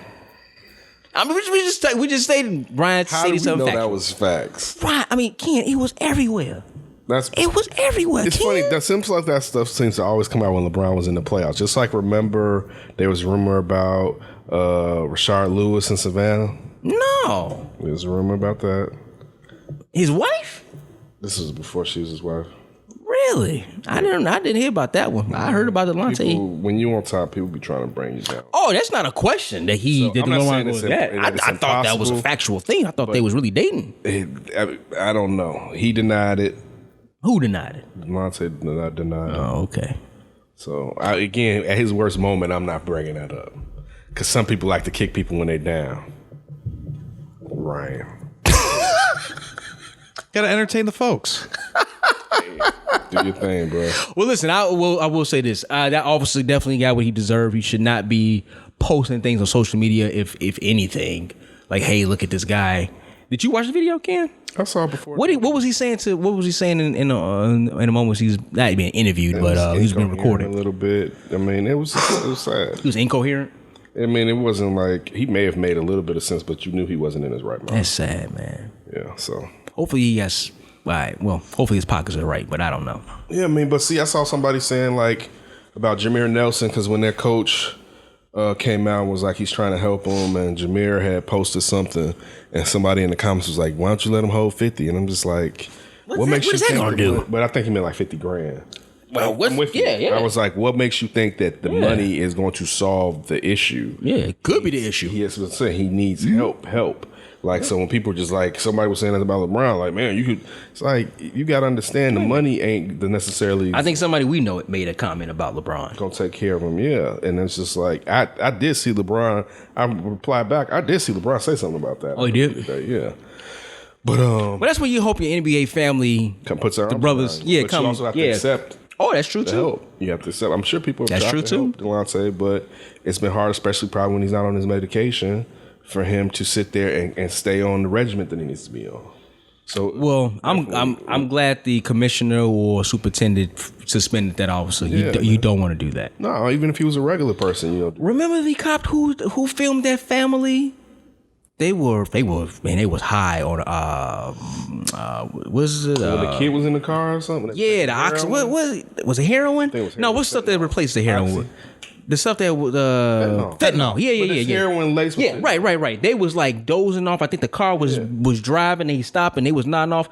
And that cop filmed them and put them on social media. Mm-hmm. I think that cop got suspended too. Like, you don't want to put nobody in their worst moments like that. They have an addiction problem. They're sick right now. You don't do that. Now I don't know what's going on with Delonte if he's affected by anything right now. It's usually going to be at someone's worst moment. Police officers see people at their worst moments. Yeah. So of course you should be trying to take care of what's happening. And unless you're recording something to prove something later, and that's why you have body cameras, you be whipping up your phone because he's a celebrity or because someone looks funny and you want to make it go viral. How would you do that if you're a police officer? People are people. People suck. Yeah, no. You're right. You're 100% right. People are people. I don't care what profession you are, whatever you do. People are people. I did want to say one thing. Yeah, what's up? Goes back to Odell Beckham real quick from last week, who had core surgery today, muscle core surgery. Yeah. Odell Beckham out there passing the cash. Mm-hmm, and one thing that just jumped out to me was about how LSU, who at this time could unseat Alabama in the SEC, just sat there and handcuffed next season. Joe Burrow on a Barstool podcast My son, when I went home last Tuesday after the show, Kenton's like, was that real money? I was like, yeah, I would think so. Yeah, that was real money. And the next day, Joe Burrow confirmed and was like, look, I'm not an NCAA student anymore. That was real cash. First, for Beckham to do it, and then for Burrow to own up to it, there are freshmen, juniors, and sophomores on that team that you're messing with their eligibility. Why would you do that? That's my big, like, why would you do that? Like, if you're Odell or... If you're Odell and Joe Burrow, why would you risk? Well, Joe Burrow's kind of just probably an idiot kid still. But okay, but hey, you know how to stick to the script. Sure. Even at that age, you know how to stick to the script. Joe Burrow's been getting cash and not saying nothing. Let's not act like this year he hasn't gotten a lot of $100 handshakes down there at LSU. Has he? Because he had to transfer. He didn't get recruited. No. I'm talking about at LSU. You think boosters haven't been hitting him with cash? Yeah, probably. Yeah, but come on, dog. It's just taking care of him. Yeah, but so the point is he was quiet then. When it was your eligibility online, you were quiet about it. Now when it's someone else's, you like, I don't care. That was real money out there. Yeah. Nah, son. Is Louisiana a state that's up for paying athletes? Is that other one of the team? Probably. I think probably. I know it's sweeping the country. But regardless, that I don't think I've heard that would still be, and that wouldn't. I agree. Yeah, it's years in the first. That's off of your likeness, not someone giving you straight cash like that. So that's. I thought you were talking about grabbing the police officer on the hiney. That was just drugs. Oh, he just smacked him on the ass. That was just drugs. He said, "What you doing in here?" It's like, pat. You need to slow down, shawty. Like if you saw that look on his face when that cop turned around, he was. He was shook. He was shook. Yeah, because he's like, "Oh damn, I know he's gonna react like that." Yeah, like he was shook. But dude, why are you smacking cops on the ass? Why are you smacking anybody on the booty? Facts. Let alone someone with a pistol. Yeah, football. I told you, man. Football players are a different breed, man. Odell is definitely a different breed, brother. That's that stuff. He was intoxicated. He was intoxicated. Yeah, he was off. He was intoxicated. He was. So that's my only takeaway. That's a good point. Where is Odell going to play next year? I don't know. Is he going to be in Cleveland? Well, this is the thing. Stefanski may run with him a season.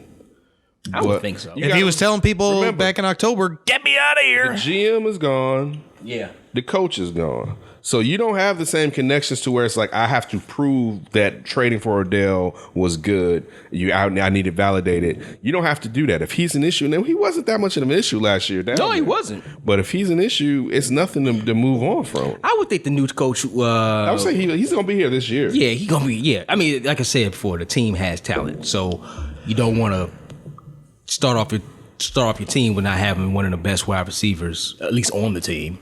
I would say probably top 10 in the NFL, not on your team. You don't want to do that. That's just stupid. You're going to try out. You're going to see how well it works. Try to implement all the weapons and then start to subtract to see if subtraction may be better for the team in the long run. But it won't be this offseason. It'll be unless he does something crazy outside of what just happened last week. That's the only way. You said he had surgery, right? Yeah, core surgery. Muscle core. I wonder how long he's going to be out. Maybe, I mean, think about it. Let's just wait. It's January. Months. Yeah, that's what I was saying. Trying to get back in rehab, whatever like that. Yeah, it'll be fine. Prime athlete, so his body should recover pretty fast. I mean, Nick Bosa had his muscle core, I think, in October. Yeah. And he was ready. Yeah. Hey, thanks for checking out this show. Make sure you follow us on Twitter at D and Davis Show, Instagram too at D and Davis Show, Facebook.com/D and Davis Show. All podcast platforms, yes, you can find us there. Subscribe, rate, share, do all that good stuff. I'm on Twitter and IG at Demons1. King's on Twitter and IG at That's Davis. Ryan's on Twitter at Ryan B. Ski and IG Ryan B. Ski 1. Hey, I know that we all got hee-hees and ha-has, and I mean, I'm definitely a person that you can say can make fun of some things that shouldn't be made fun of. But when you see people out there suffering from mental illness, man, really wish them well, pray, send good energy towards them. And I'm not saying that's enough because these people need help. We already know that in Chicago, let alone across the country, that they don't have places for people with mental illness like they did back in the 60s and 70s. And that's a huge 80s and 90s too. Yeah, that's a huge issue. Mental illness is a huge problem. A lot of these people that we see walking around these streets have mental issues. So people that are not, people that are working 9 to 5s and being steady do too, but it's not like that cop. It's not funny. And especially see someone with the highs of Delonte West because he's had these issues his whole life and he's battled them to the point of being an NBA player, a successful NBA player. So that's just sometimes I know we like to play around and stuff, but it's sad to see that young man. And I think we all knew that at times it can end up like this, but it's sad to actually see it happen. We'll be back with the flip. So we'll be bringing you some shenanigans. Yep. A little bit of enjoyment. I think Jason's going to be here. Sid will probably be here. Definitely going to have a good time getting back into the rhythm. We don't plan on taking any time off unless probably through inclement weather in the next coming week. So you'll get your full accoutrement of Dean Davis. I always appreciate you letting us spend some time in your headspace. If you got anything you want us to talk about, let us know. If there's anything you want to tell us that we need to do or change, let us know that also. But we always appreciate it. Don't do anything stupid before you hear from us again. Keep your hands to yourself.